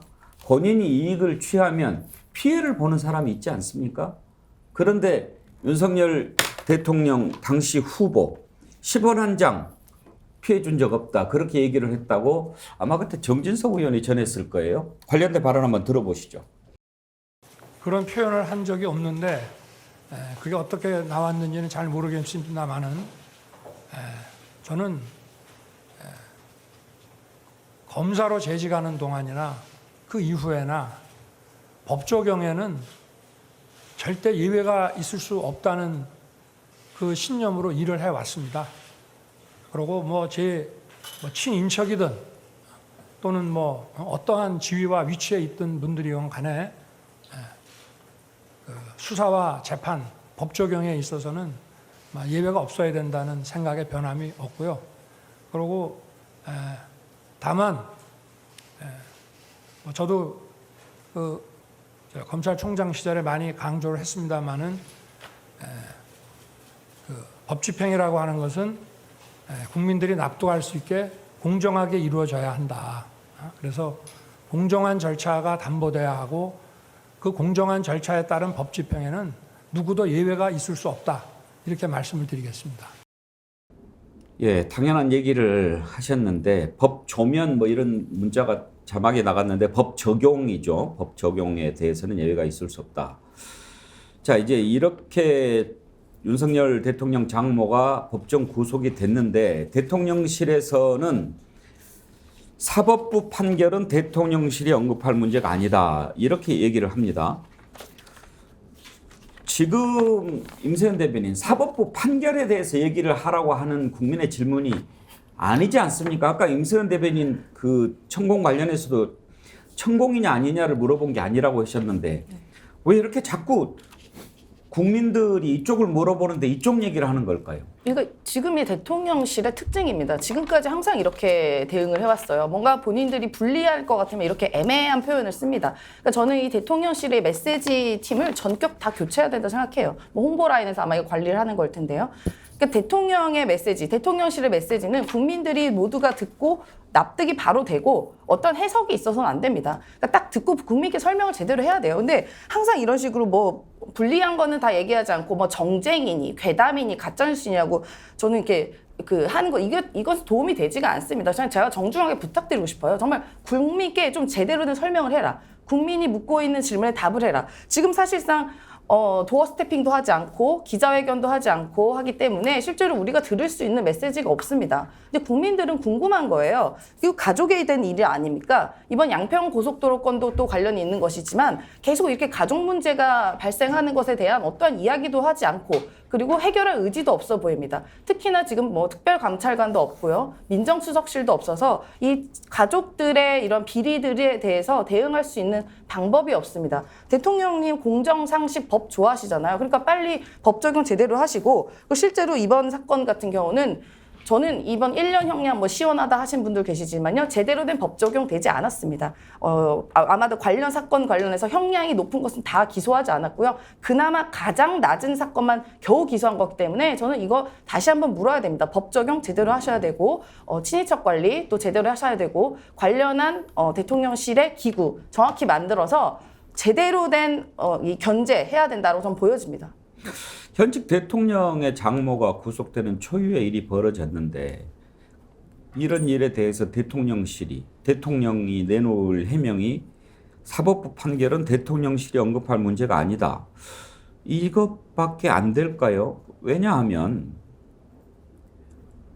분명히 윤석열 후보가 당시에 내 장모가 사기를 당한 적은 있어도 누구한테 10원 한 장 피해 준 적이 없다. 이렇게 얘기를 한 것으로 전해졌지 않습니까? 자, 최수영 컨설턴트 대통령실 해명에 대해서 계속 얘기가 나오는데 최근에 정말 잊을 수 없는 게 대통령 뛰어간다고 호우 상황 달라지냐 그따구 얘기를 했는데 적어도 이런 상황이면 장모 문제가 계속 제기되어 왔던 거 아닙니까? 그리고 어찌됐든 지금 자신의 장모 아닙니까? 그러면 우리가 생각했을 때 마음이 무겁다. 더욱 국정 운영에 매진하겠다. 뭐 이런 정도가 나와야 상식 아닙니까? 그렇습니다. 사실 저도 조금 이해가 안 되는 측면은 이 사건은 2013년도의 사건입니다. 2013년에 벌어진 사건인데 2013년이면 대통령이 결혼을 한 이후입니다. 그러니까 말하자면은 결혼하기 이전에 일들 이를테면은 뭐 대통령분 김건희 여사가 결혼하기 이전의 일들은 우리가 결혼하기 이전이니까 뭐라 할 수 없지 않느냐 이런 얘기가 타당하고 설득력이 있는 것처럼 이건 대통령이 결혼하고 난 이후의 문제고 그다음에 법원의 판결을 판결문을 놓고 보니까 이런 말이 있더라고요.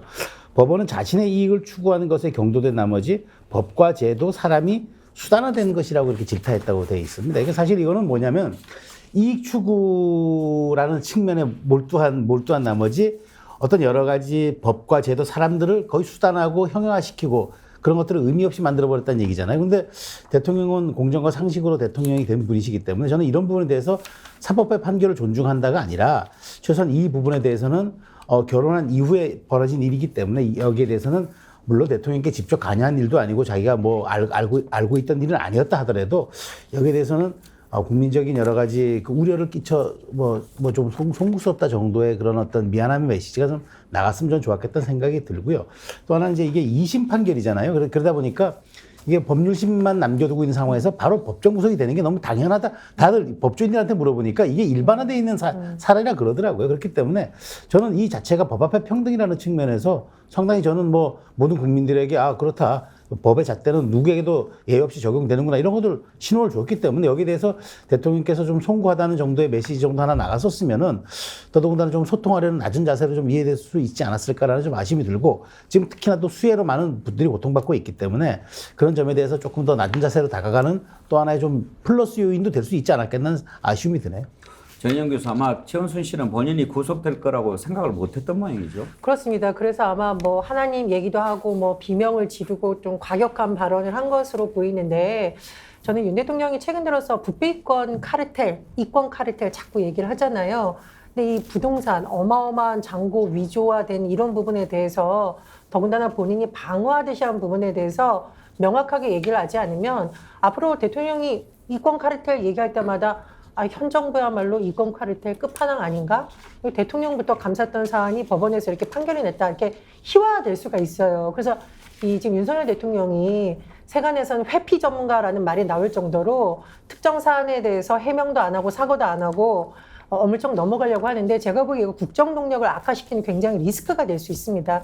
지금부터 빨리 본인이 했던 거짓말에 대해서 철저하게 낮은 자세로 사과를 하는 게 반드시 필요하고요. 또 하나 지적을 하고 싶은데 이게 과거 검찰이 왜 장모 대응 뭐 문건이다 이 부분도 논란이 된 부분이 있습니다.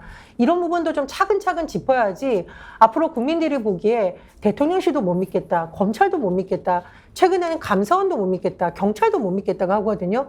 정말 이거 뭐 무정부 상태이고 그러니까 일각에서는 레임덕 얘기까지 나오는 겁니다. 일단 대통령실부터 빨리 대통령의 이 거짓말에 대해서 사과해야 된다라고 입장을 정하시고 윤석열 대통령도 빨리 국민들에게 진솔하게 사과하시기 바랍니다.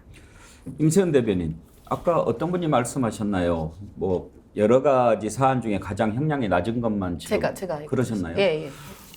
이 부분에 지금 이제 우리가 뭐 연좌제를 적용하는 나라가 아니니까 뭐 대통령 장모의 죄가 대통령이나 대통령 부인과의 뭐 공모나 이런 게 없다면 문제가 안 될 수 있지만 지금 기소가 안 돼 있는 부분 또 도이치모터스 주가 조작 사건 의혹 같은 게 아직 남아 있는데 그런 부분은 김건희 여사가 직접 이렇게 관련이 돼 있다라는 그런 의혹들이 많이 있지 않나요? 그렇죠. 지금 뭐 도이치모터스 조작 같은 경우에도 실제적으로 그 증거가, 그러니까 엑셀 파일로 김건희라는 증거가 있습니다. 거기에 뭐 기록들이 있어요. 뭐 얼마 이 당시에 얼마 매수해서 얼마 이득 받고 이런 증거들이 있었는데 그때 재판에 나왔던 얘기라고 합니다. 저도 보도를 통해 들었는데 이거 관련해서 매우 연루되어 있지만 우리가 수사를 할 수 없다 뭐 이런 식의 검찰의 항변 같은 게 나와요. 그렇기 때문에 저는 의도적으로 이번에 권력에 의지해서 이렇게 기소를 검찰이 일부러 안 한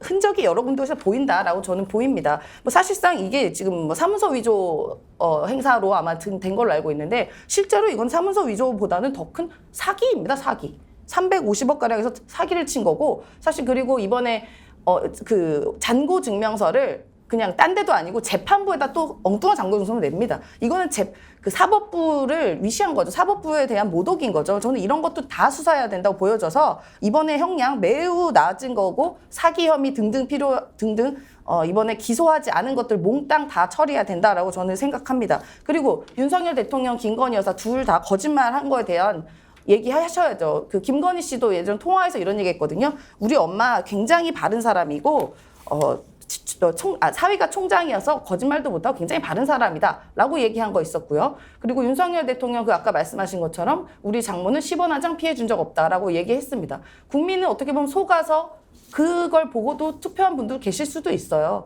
이거 어떻게 보면 국민 보고 사기친 거 아니겠습니까? 이거 분명한 해명해야 되실 건고요. 사법부 판단 존중한다고 할 게 아니라 내가 대선 때 김건희 씨와 내가 거짓말했다. 죄송합니다 국민 여러분이라고 이야기하시는 게 맞는 거죠. 그런데요.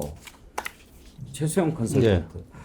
대통령실이라고 하는 게 참 가장 중요한 자리 아닙니까? 그래서 대통령이 스스로 자기 자신을 삼가고 또 노력하고 그래야 되겠지만 인간이 한계가 있으니까 그런 것을 이제 시스템으로 다 제어하고 이런 장치들이 항상 있는 거 아니겠습니까? 그래서 역대 대통령실에서는 민정수석실을 둬가지고 친인척분 관련하는 것을 보고 그것도 잘 안 되니 이제 특별감찰관실도 두지 않았습니까? 그런데 지금 이 정부 보면 특별감찰관실 없지요. 그리고 지금 최은순 씨의 딸 김건희 여사가 어떻게 해서 이 자리에 왔습니까? 본인이 사과하고 다시는 나서지 않겠다라고 했고 그렇게 해서 지금 왔는데 뭐 지금 하고 있는 것은 그 약속과는 거리가 먼 모습 아닙니까? 그래서 그러면 제2 부속실을 둬서 제대로 관리를 하고 예산도 어떻게 쓰이는지 보고 그렇게 하자고 그러는데 그것도 안 두고 왜 이렇게 합니까? 글쎄 저도 지난해부터 이런 방송 주제들 나올 때마다 2부속실을 둬야 한다고 저도 얘기를 했고요. 그다음에 대통령 여사가 공적인 그 역할의 한 그 정확한 과정으로 편입이 돼야만 오히려 저는 더 리스크 관리도 되고 그다음에 메시지 관리도 되고 그다음에 대통령과 역할 분담도 되고 그것이 또 우리 사초에 남아서 나중에 평가받는 잣대도 되고 여러 가지 모든 측면에서 이게 바람직한 일이기 때문에 반드시 그렇게 해야 한다고 얘기했는데 아직 뭐 말만 무성하지 아직 된 건 없습니다. 그리고 특별 감찰관제도 사실은 그건 박근혜 전 대통령 때 도입된 제도거든요. 그래서 사실 그것이 굉장히 엄정하게 관리가 되고 할 경우에는 사실 박근혜 전 대통령이 최순실로 인한 사건으로 그랬지 친인척으로 인한 사건은 없었습니다. 그러니까 측근으로 인한 사건이 있었어도 친인척 비리는 없었기 때문에 오히려 정말 특별감찰관제라는 게 엄정하게 사실 친인척에 대한 비리라든가 사건 사고에 대한 예방을 할 수 있는 충분한 기능이 되기 때문에 저는 지금 당연 대통령께서도 법조에 대한 이해도가 높고 또 이제까지 사정이라든가 특별수사를 많이 해오신 분이라 특별감찰관제 제가 갖는 어떤 의미라든가 갖고 있는 정치적인 그런 어떤 말하자면 효용성들을 알 겁니다. 그렇다면 저는 당연히 이 두 가지 문제에 대해서는 속도감을 가지고 추진하는 게 맞다. 더더군다나 국민들이 이렇게 자꾸 우려하고 또 많은 논란의 소지가 생길 때 이때 딱 경계를 긋고 저는 이렇게 엄정하게 관리하겠습니다라는 메시지가 나가는 것도 저는 굉장히 바람직할 거라고 봅니다. 언제까지 이렇게 되는 거를 지켜봐야 될까요? 잘못 가고 있는 게 분명하지 않습니까? 빨리 좀 만들어서 저기를 해야 되는데 들은 척을 하지 않습니다. 아무 말도 하지 않고. 그러니까 이제 뭐 거의 술 취해서 비틀거리는 이런 대통령의 행보로 비춰진단 말이에요. 더 심각한 것은 그런 대통령을 제대로 보좌할 수 있는 참모도 없어요. 그러니까 이 국민들이 어디까지 정말 이 인내하고 참아내야 되느냐. 지금 이 처가 리스크 문제만 하더라도 이번에 최은순 씨 이 법정 구속만 하더라도 물론 대통령이 모든 가족의 모든 불법 행위에 대해서 무한 책임을 지는 건 아닙니다. 그러나 분명히 본인이 국민들을 상대로 명백한 거짓말을 했던 부분에 대해서는 해명하고 사과할 필요가 있는 거예요. 그리고 두 번째로 이게 그 사과 해명을 떠나서 앞서 우리 전혜연 교수도 얘기했습니다만 검찰이라고 하는 공적 기관을 이용해서 총장, 장모, 대응 문건 같은 걸 작성했단 말이에요. 이게 책임으로 자유로울 수가 없는 거예요. 자, 이거 이렇게 얼렁뚱땅 넘어간다고 해결됩니까? 산 넘어 산이에요. 아직도 남아있는 재판이 많아요. 자, 몇 가지만 얘기하면요. 자, 양평 공지구 개발 특혜 관련 지금 1,000만 원 수사받고 있습니다. 두 번째, 양평 고속도로 지금 노선 변경 의혹 여전히 확산 일로입니다. 세 번째, 아까 앵커도 얘기하셨습니다. 도이치모터 주가 조작 연루 의혹 여전히 답보 상태입니다. 언제 어떤 판결이 나올지도 몰라요. 그렇다면 국민에게 최소한의 어떤 해명과 사과를 통해서 유감도 표명하고 또 이런 것을 계기로 정말 제도적으로나 뭐 이런 것들 일신하는 계기로 삼겠다. 이런 모습을 보여줘야 그나마 국민들이 이렇게 좀 쳐다볼 수가 있는 것이지 지금 이런 모습은요. 국민들의 인내심이 저는 거의 임계점에 왔다고 보여집니다. 최수영 컨설턴트 대국민 사과가 필요하다고 보십니까? 뭐 대국민 사과까지는 몰라도 대통령께서 직접 뭐 연설 떼서 가지고 사과하는 것보다도 최소한 대변인을 통한 메시지라도 전 내야 한다고 봅니다. 그러니까 최소한 이걸 그냥 사법 판단만 존중합니다라고 이렇게 갔을 때는 저는 오히려 대통령이 이 앞으로 향후 나타날 수 있는 여러 가지 이제 나중에 있을 재판 여러 가지 또 이런 상황들에 대해서 사전적으로 한번 얘기하는 측면도 될 수 있다고 보기 때문에 저는 뭐 굳이 담화가 아니더라도 최소한 어떤 그 좀 송구하다는 국민적인 대국민 메시지 내는 건 필요하다고 봅니다. 근데 제가 하나만 바로잡으면요. 사법 판단을 존중한다고 한 적 없어요. 사법 판결을 판결이 언급 대상이 아니라 그랬지. 최소한의 존중도 안 해요. 존중 안 하죠. 그 정확하게는 대통령실은 그 사법부 판결에 대해서는 언급하지 않겠다고 언급할 문제가 아니다 그렇게 얘기를 했으니까요. 그런데 전혜연 교수 대통령 사과를 들어본 기억이 있습니까? 지금 궁평 지하차도 문제도 아예 언급을 안 해요. 그러니까 제가 아까 말했듯이 회피 전문가 윤 대통령이란 말이 나오는 게 이런 것에 있습니다. 사실 대통령이 이렇게 국민들이 아파하고 비극적 참사할 때 국민의 아픔에 공감하고 사과하고 그러면 오히려 국민들이 더 마음이 갈 거예요. 그런데 본인이 뭔가 곤란한 입장에 대해서는 일정을 가지도 않고 사과도 않고 이런 모습. 그런데 이번만이 아니에요. 우리 이태원 참사 있을 때 혹시 기억나십니까? 그 유족들이 그렇게 울부짖을 때 대통령이 무슨 행사 가서 술잔 사면서 술 언급해서 대통령이 정말 대통령이 맞냐 이런 발언이 나온 적이 있습니다. 저는 다른 건 몰라도 참사에 대해서만큼은 대통령이 정말 유족들의 아픔에 공감하는 모습 보여줘야 된다고 생각을 하고, 또 하나 덧붙이자면 참사와 더불어서 이 정부가 가장 강조하는 공정과 어긋나는 문제, 대통령이 강조하는 부패 이권 카르텔에 대한 문제는 대통령이 직접 해명을 해야 된다. 그렇지 않으면 앞으로 대통령실에서 공정 얘기하고 부패 이권 카르텔 얘기할 때 누가 설명을 듣겠으며, 현장에서 앞으로 지금 이 오송 지하차도와 관련해서 지금 각종 뭐 조사 압수수색 난리가 났는데 실무선에 있는 공무원들이 이거 납득할 수 있겠습니까? 대통령은 마치 책임을 회피하는 것 같고 위에 있는 사람들은 다 빠져나가고 일선에 있는 공무원만 처벌받는 건 아니냐는 우려의 목소리가 여당 내에서 나오고 있다는 점 꼭 새겨들었으면 합니다.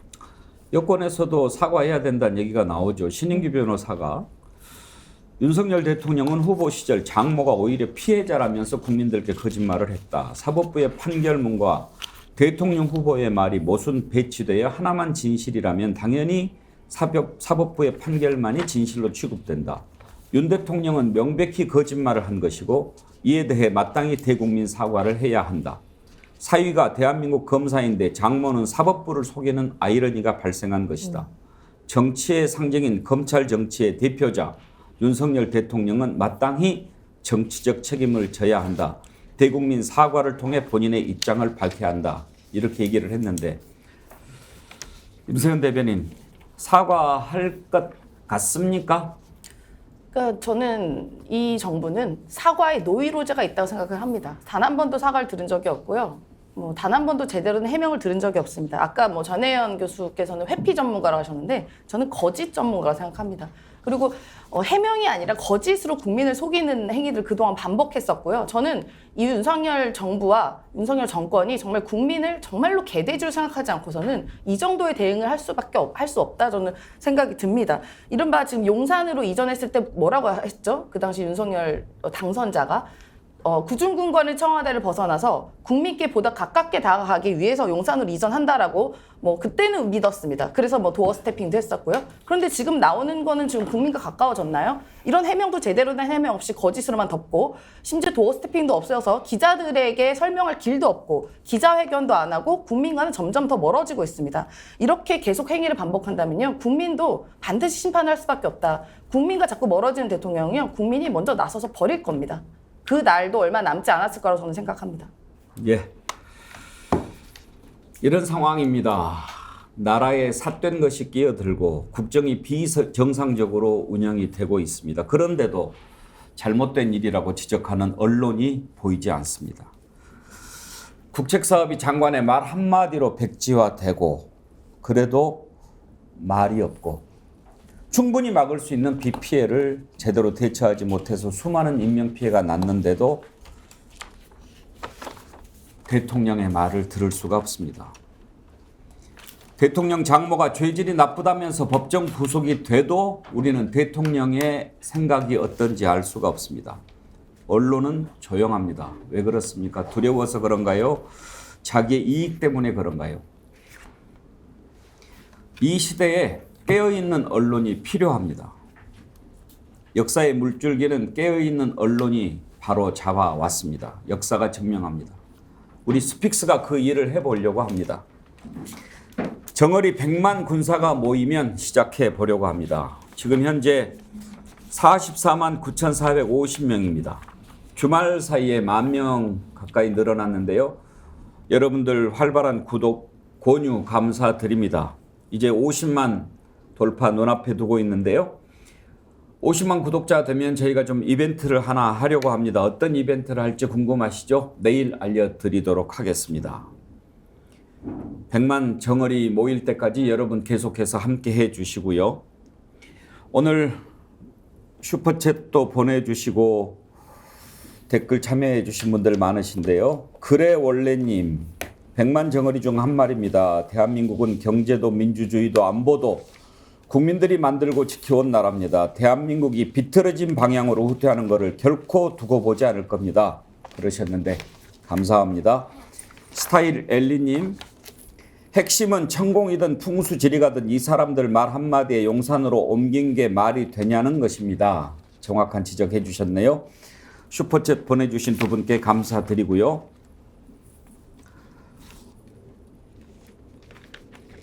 DJAO님, 이제는 무언가 행동할 때이지 그들이 변하길 바라는 건 무의미하다고 봅니다. 성난 민심의 바다는 배를 뒤집어 풀 수도 있다는 사실을 보여줘야 할 때가 왔다고 봅니다. 이런 의견 주셨습니다. 오혜리님, 이 나라 검찰이 김건희, 최은순, 윤석열의 사적 로펌입니까?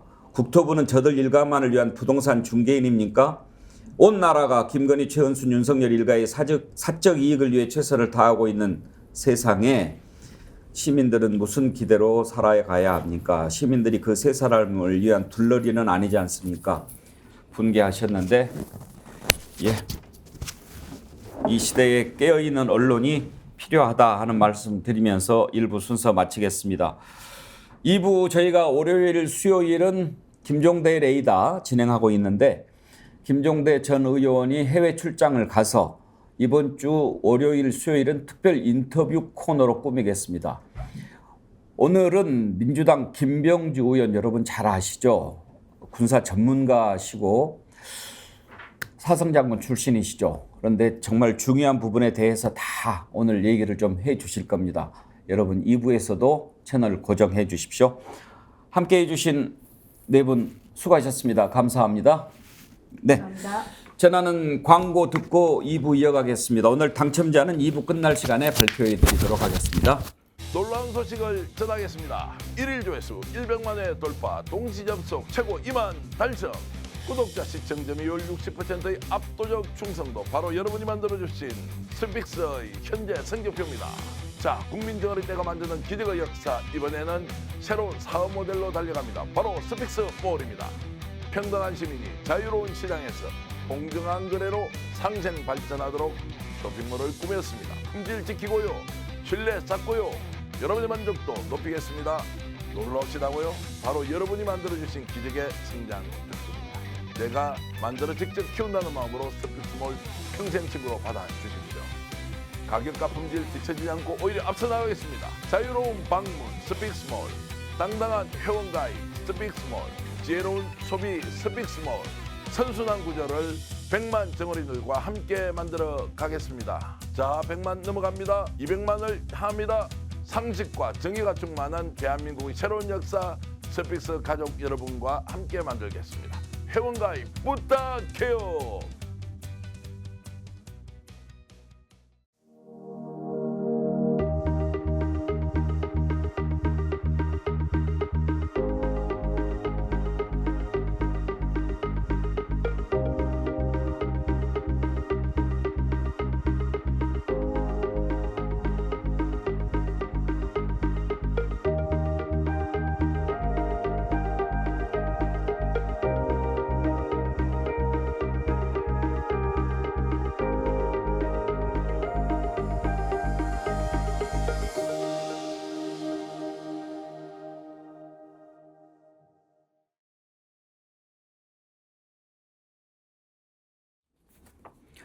예, 생방송 백운계 정치본색 오늘 2부에서는 특별한 분 모셨습니다. 민주당 김병주 의원 나오셨습니다. 어서 오십시오. 네, 안녕하세요. 반갑습니다. 주블리 김병주입니다. 더 젊어지신 것 같습니다. 네. 네. 대한민국 육군 대장 출신이지 않습니까? 네.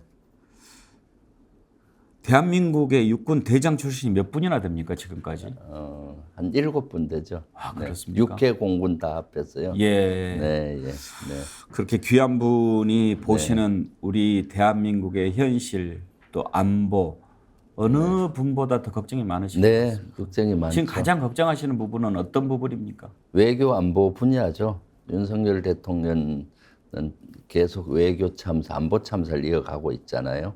특히 외교 분야에서는 윤석열 대통령 입이 저는 가장 위기라고 보는데 안보 리스크라고 봅니다. 예를 들면 바이든 날리면부터 해서 또 UAE에 가서 UAE의 적은 이란이다 해서 호르무즈 해협에서 우리 상선들을 위기로 빠뜨렸고요.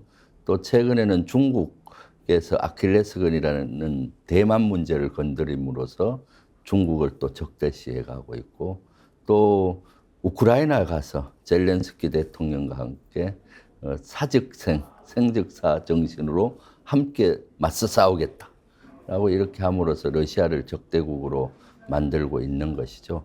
외교의 기본은 사실 우방군을 많이 만들고 적국을 최소로 하는 건데 지금 역행하고 있는 겁니다. 이런 것들이 지금 우리 안보를 위기로 몰아가고 있는 것이죠. 네. 예. 어느 분보다 걱정이 더 많으실 것 같은데 먼저 이 부분을 좀 여쭤보고 싶습니다. 네. 대통령 관저 부지를 선정하는데 천공이 개입한 의혹이 있다 이런 것들이 계속 제기가 되지 않았습니까? 네. 그런데 이제 느닷없이 경찰에서 나온 게 확인을 해보니까 천공이 아니라 뭐 풍수지리가 백재권 씨다 그렇게 발표를 이제 할 것 같아서 네. 이건 또 뭔가 국민들이 상당히 궁금합니다. 그 안에 그 문제도 쭉 관심을 갖고 지켜보셨잖아요. 네, 그렇습니다. 김 의원님 보시기에 그 진실이 어떤 것 같습니까? 네. 가장 문제는 예. 역술인이 됐든 그렇죠. 예. 뭐 누가 됐든 간에 특히 역술인 이런 분들이 국가의 의사결정에 관여했다는 것이 가장 큰 문제입니다. 예. 사실 개인이 뭐 점을 본다든 풍수지리를 이용해서 묘자리를 조상의 묘자리를 보는 거야 뭐라 하겠습니까만은 국가 대사, 국가 운영에 역술인이 관여한다는 것은 그것은 있을 수 없는 일이죠. 그것이 가장 큰 문제입니다. 그래서 작년부터 천공이 개입했다는 의혹을 제기를 했을 때 그때 뭐라고 했나요? 제대로 된 답변을 하지 않고 의혹을 제기했던 그 당시 부승찬 전 국방부 대변인하고 뉴스토마토 그다음에 한국일보 기사들 고소 고발한 것이거든요. 이번에 이런 문제가 제기되니까 함구하고 있습니다. 사실은 이것은 철저히 조사를 해야 되는 사항이라고 보여집니다. 이것은 있을 수 없는 겁니다. 법적으로 네. 만약에 천공이 아니고 백재권이라고 하면 그 세 군데에 대한 고소 고발 처벌은 가능합니까? 글쎄요. 그것은 법적으로 따져봐야 되겠지만은 사실은 의혹 제기가 된 거잖아요. 명확히 뭐 그런 것도 아니고 그렇기 때문에 그거는 법적으로 따져봐야 되겠지만은 사실은 어떤 것이든 간에 중요한 것은 역술인이 관여됐다는 것은 사실로 확인이 되잖아요. 그러니까 그런 의혹이 제기가 됐을 때 그럴만했네라는 생각은 이제 국민들이 다 하게 된 거 아닙니까? 네, 그렇죠. 백재권이 됐든 천공이 됐든 누군가 이제 수염 기른 사람이 왔다 간 거니까요. 네.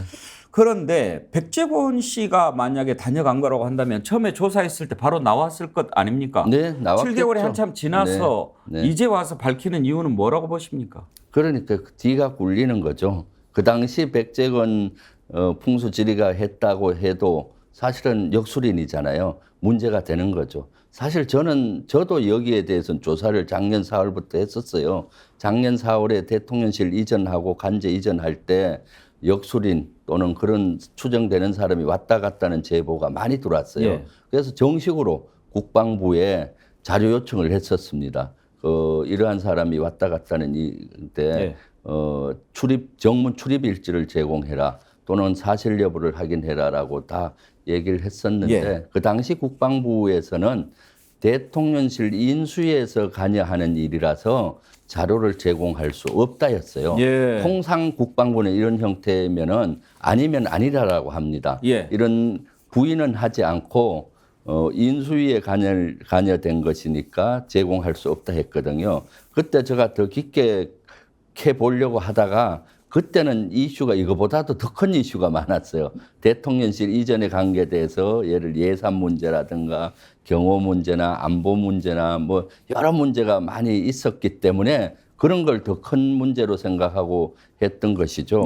그래서 지금은 그것이 사실로 확인이 되고 있지 않습니까? 사실은 이것은 국민 정서적으로는 용납이 안 되는 겁니다.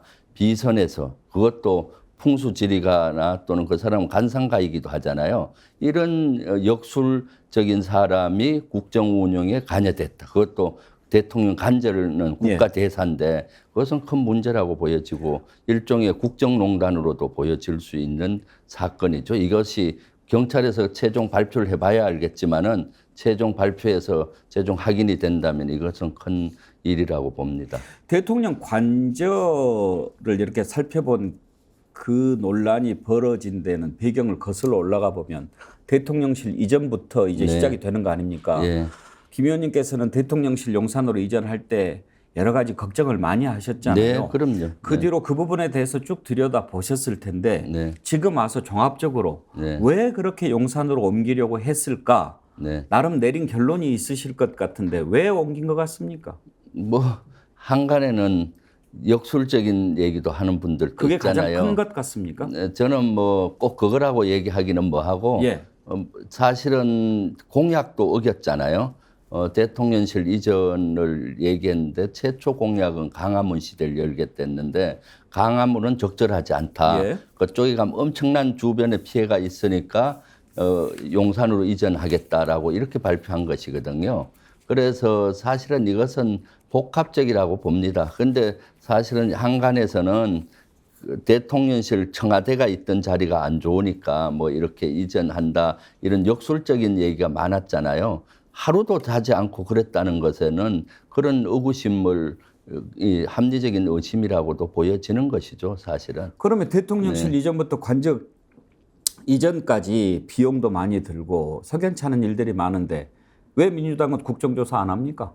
사실은 그거 국정조사를 계속 요구해 왔었죠. 예. 저를 비롯해서 민주당 의원들이 이것은 대통령 이전은 국정조사를 해야 된다. 그래서 작년 9월부터 이것을 하기 위해서 많은 작업을 했었어요.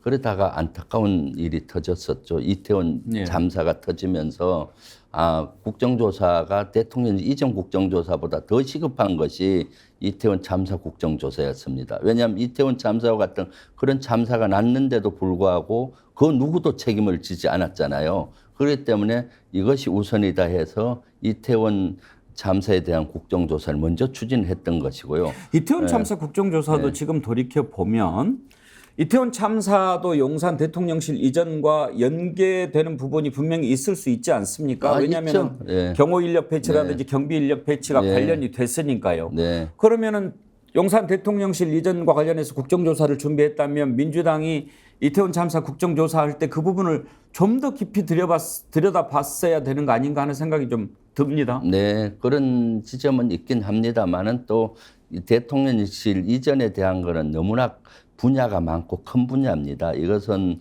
대통령실이 용산으로 이전하는 문제도 있었고 또 국방부가 건물을 뺏기면서 합참으로 이전하고 합참은 또 연쇄적으로 다섯 이전하는 이런 것도 따져봤어야 됐고 관제 이종의 문제도 있었고 또 거기는 경호, 경비, 안보의 문제로 있었잖아요. 제일 큰 것이 또 NSC를 이전해야 되는 이런 큰 문제들이 있었기 때문에 이태원 참사와 연결해서 같이 국정조사를 들여다보게 되면은 본질이 흐릴 수가 있죠. 이태원 참사에서는 이러한 참사가 일어난 원인이 뭐고 책임자가 뭐고 앞으로 재발 방지가 뭐가 핵심이잖아요. 그렇기 때문에 그걸 같이 할 수는 없었고요.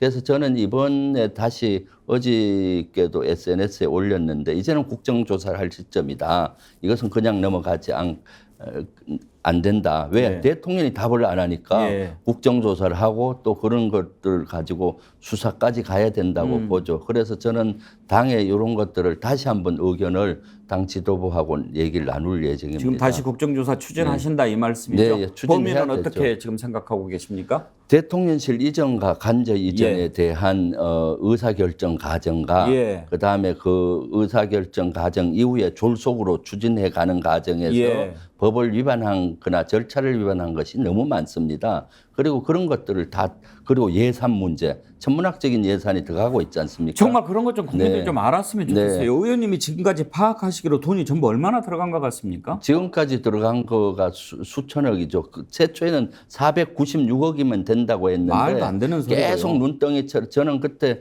앞으로 1조 원 이상이 들어간다고 예. 얘기했을 때 말도 안 된다고 그쪽이 국민의힘에서 엄청나게 공격했거든요. 공격했죠. 그런데 그것이 현실화되고 있는 것이죠. 예를 들면 합참 이전만 해도 지금 국방부가 합참 건물을 뺏으니까 합참이 새로 이전을 해야 됩니다. 이전하는데 최초는 인수위에서 제가 최소 2천원 이상 든다고 소요 제기를 했었는데 인수위에서는 그 당시 1,200억이 든다고 했다가 예. 나중에 한덕수 총리가 1,900억 가까이 든다고 얘기했고 나중에 그거를 여러 가지 조사를 해보니까 2,500억 가까이 든다고 했고 그것도 본청 건물 말입니다. 부수 시설까지 가면은 앞으로 한 5천억 원 들 걸로 예상이 되거든요. 이런 것처럼 이런 예산들이 눈덩이처럼 커져가고 있는 것이죠. 그 하나만이 아닙니다. 엄청나게 앞으로 여파들이 커지고 있고 또 그것이 그렇게 했을 때 완전한 이전이 되느냐? 아니죠. 앞으로 안보 공백이 계속 일어나는 겁니다. 대통령실 이전만 해도 네.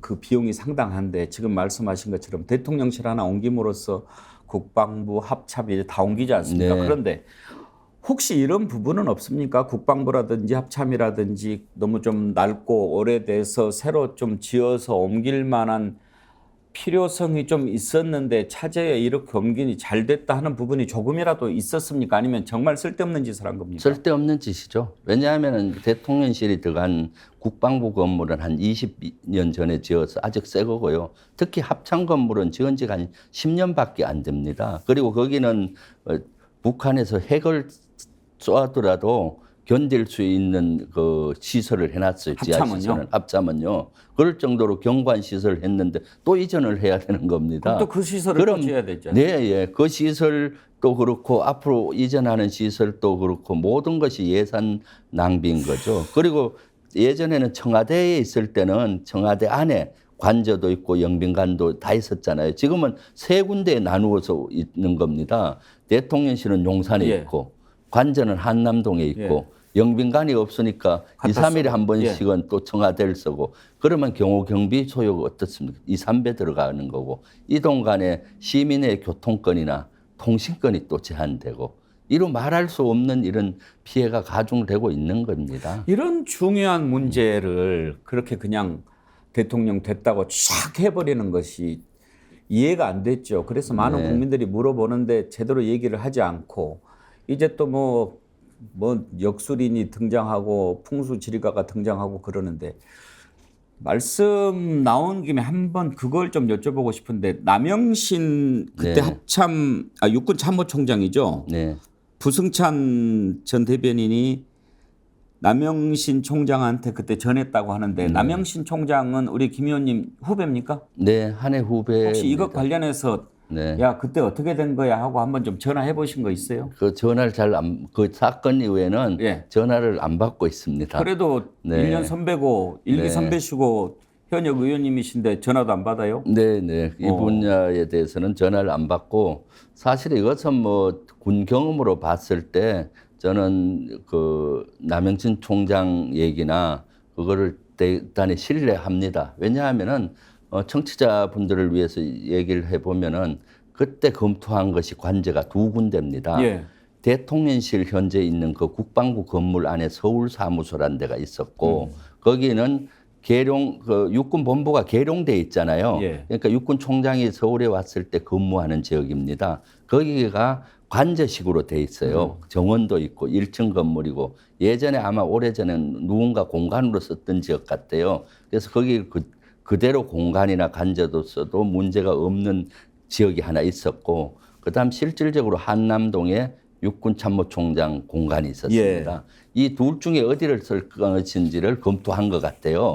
그때 이제 역술인이 같이 동행을 했던 것 같고 그래서 아마 육군 참모총장 공간 한남동을 쓰는 걸로 결정을 했을 가능성이 있고 그런데 이제 그 육군 총장 공간을 가서 리모델링을 하려고 해보니까 낡고 좁으니까 다시 외교부 장관 공간으로 옮겼잖아요. 이런 여러 가지 일들이 일어났던 것이죠. 네.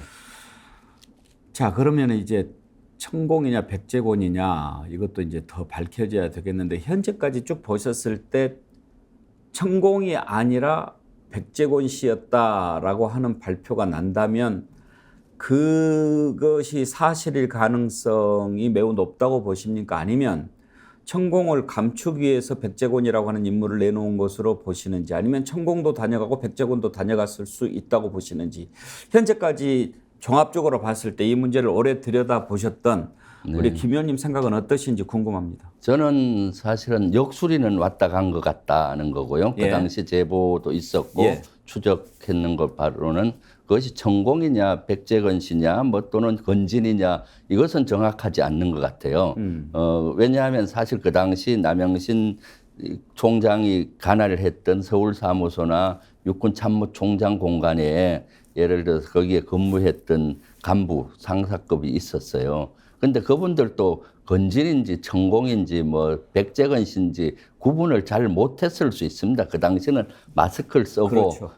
또 뭐 정치에 군인들은 그렇게 관심은 없어요. 그러니까 왔다 가고 누군지 안 알려주니까 총장한테 보고를 했겠죠. 수영 길고 뭐 이런 분이 왔다 갔다라고 보고를 했을 것 같고 그러면 당연히 보고를 하는 겁니다. 그런데 총장한테 바로 하지 않고 그 위에 총장 비서실장이나 누굴 통해서 했을 확률이 많습니다.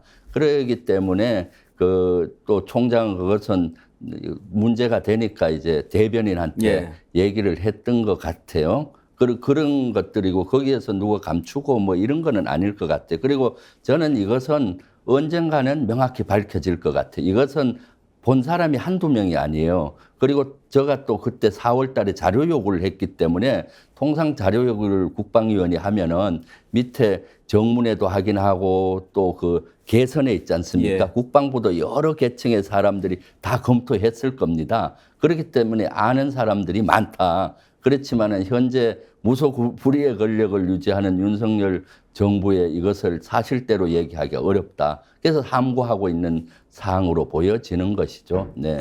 그렇게 생각하는 것이 가장 합리적이죠. 네. 그리고 다른 것보다도 군사 보안 시설은 CCTV나 이런 것들이 훨씬 더 잘 돼 있지 않겠습니까? 네, 그렇습니다. 네. 그런데 뭐 감춘다고 감춰지겠습니까? 네, 정문에도 거기는 국방부 지역도 그렇고 한남동 지역도 그렇고 군이 정문을 경계하고 울타리 경계를 합니다. 그럼 저도 사실 한남동에 연합사 부사령관 할 때 살았어요.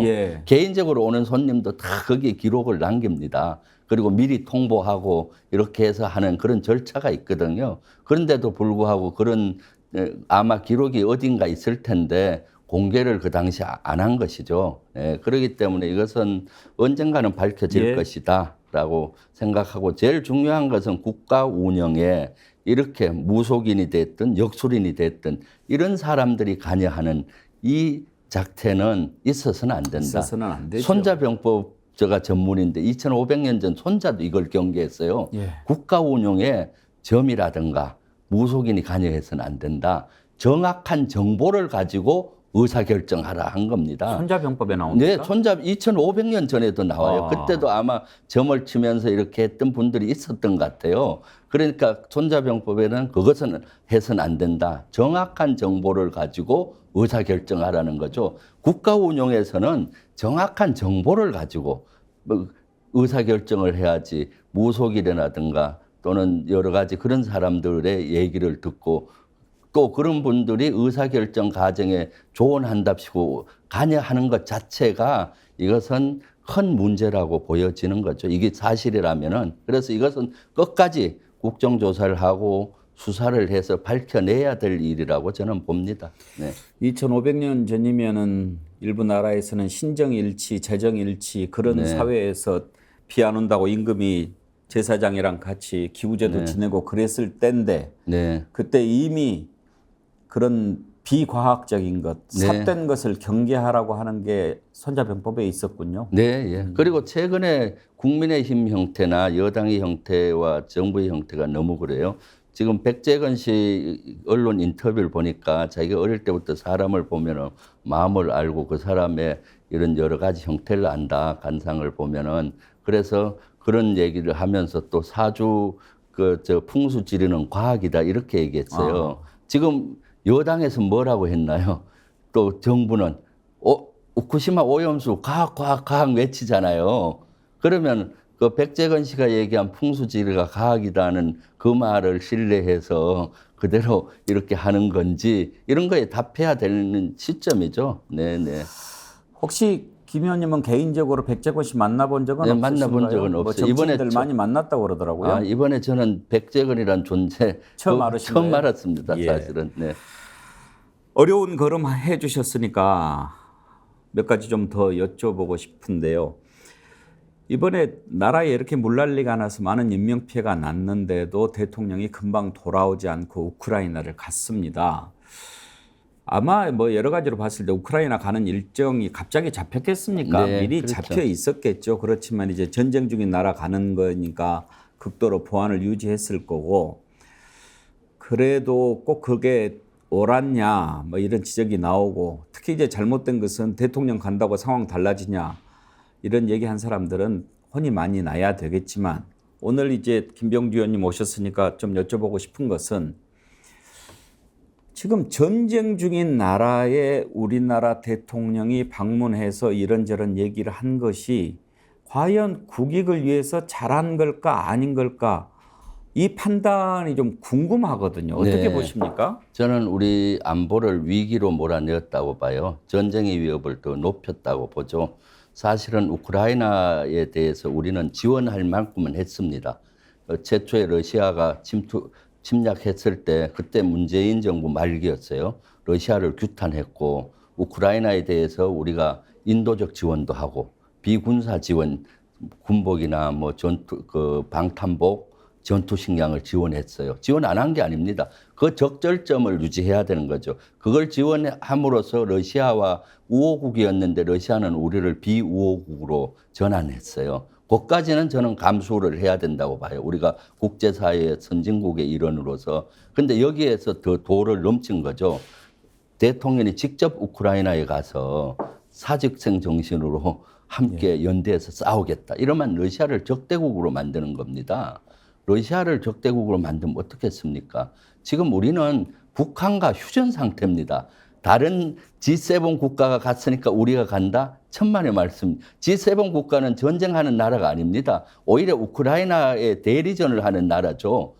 대다수들이. 우리는 북한에 마주하면서 그 위협을 어떻게 할지에 하는 거잖아요. 그럼 북한 플러스 적을 하나 더 만드는 겁니다. 러시아를. 예. 그러면 저는 5가지 문제가 있다고 봐요. 당장 러시아에 있는 16만 우리 교민이 위태로워집니다.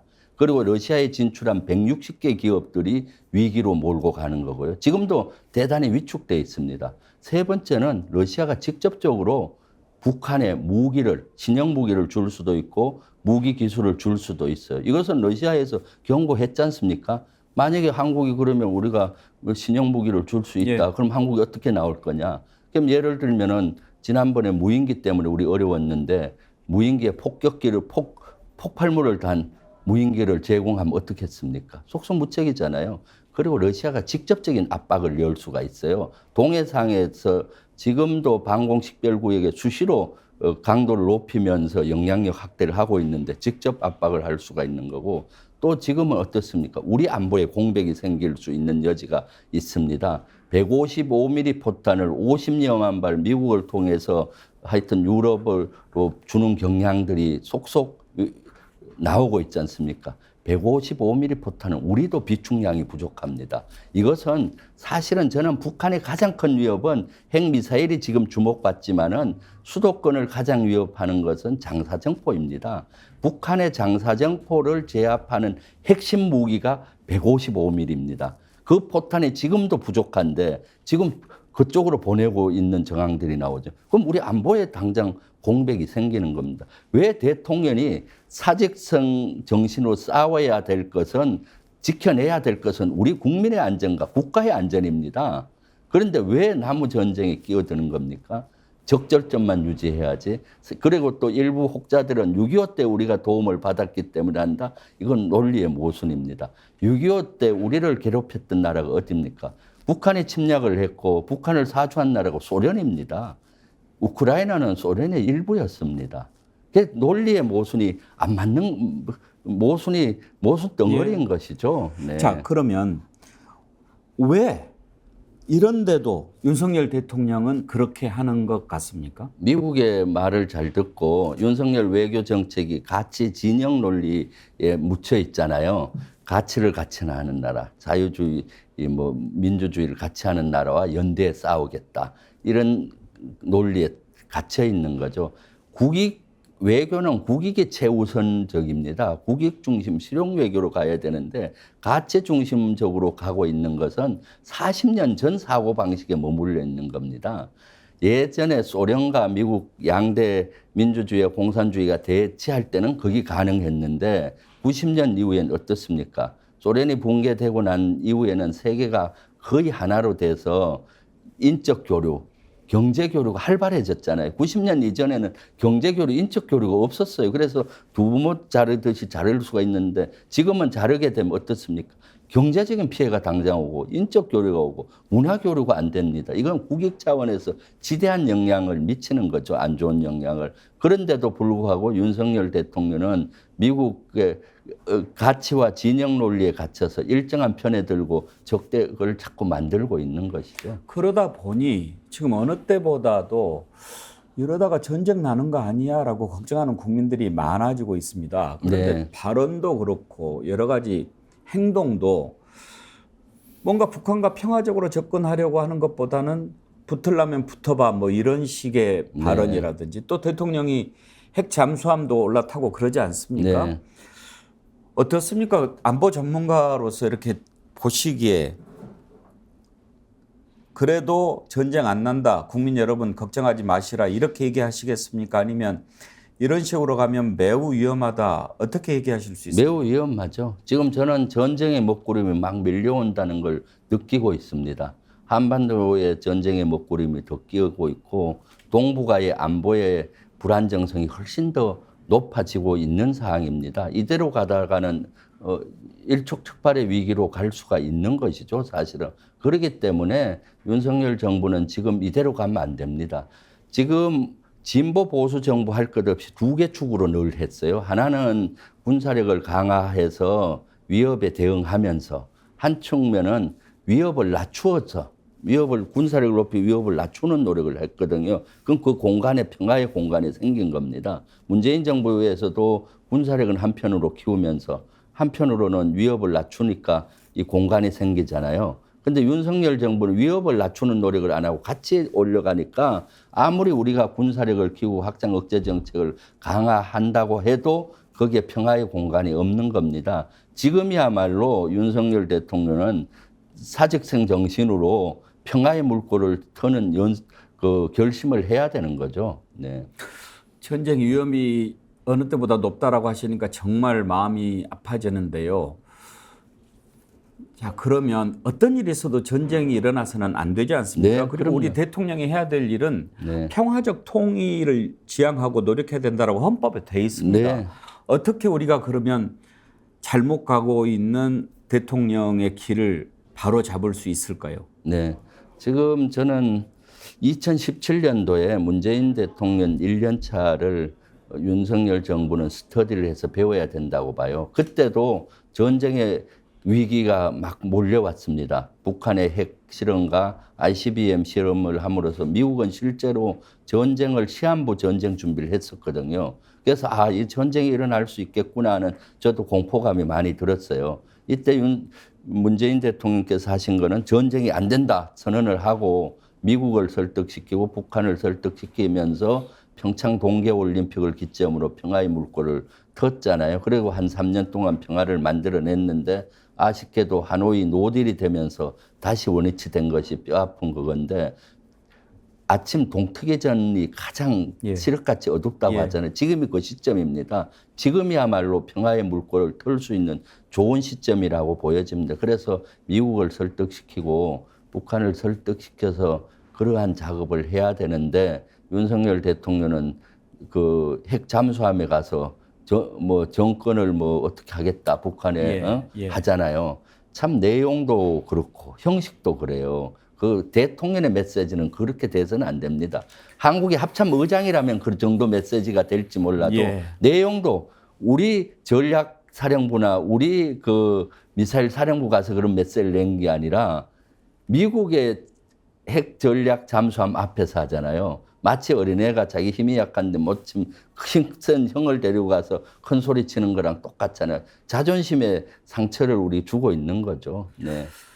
그런 데서 그렇게 위험한 얘기하는 거 보면 과묵한 것도 아닌 것 같은데 지금 해야 될 부분에 대해서는 한마디도 하지 않고 있습니다. 네. 오늘 우리 김 의원님 모시고 얘기를 하다 보니까요. 한 30분 인터뷰 해가지고는 너무 짧은 것 같습니다. 네, 그렇습니다. 앞으로 좀 자주 나와 주십시오. 네, 그렇게 하겠습니다. 오늘 아주 말씀 잘 들었습니다. 감사합니다. 네. 예, 더불어민주당 김병주 의원 모시고 우리 안보 상황도 살펴봤고요. 한남동 관저 부지에 역술인이 개입한 의혹 이 부분도 짚어봤습니다. 오늘 많은 분들이 함께 해주셨는데요. 함께 해주신 여러분께 감사드립니다. 두 분 선정해서 자연주의 화장품 글래모에서 드리는 선크림 아이크림 세트 보내드리도록 하겠습니다. 이 나라 검찰이 김건희, 최은순, 윤석열 사적 로펌이냐라고 질타하셨던 오에리님, 저희가 준비한 선물 보내드리도록 하겠습니다. 그리고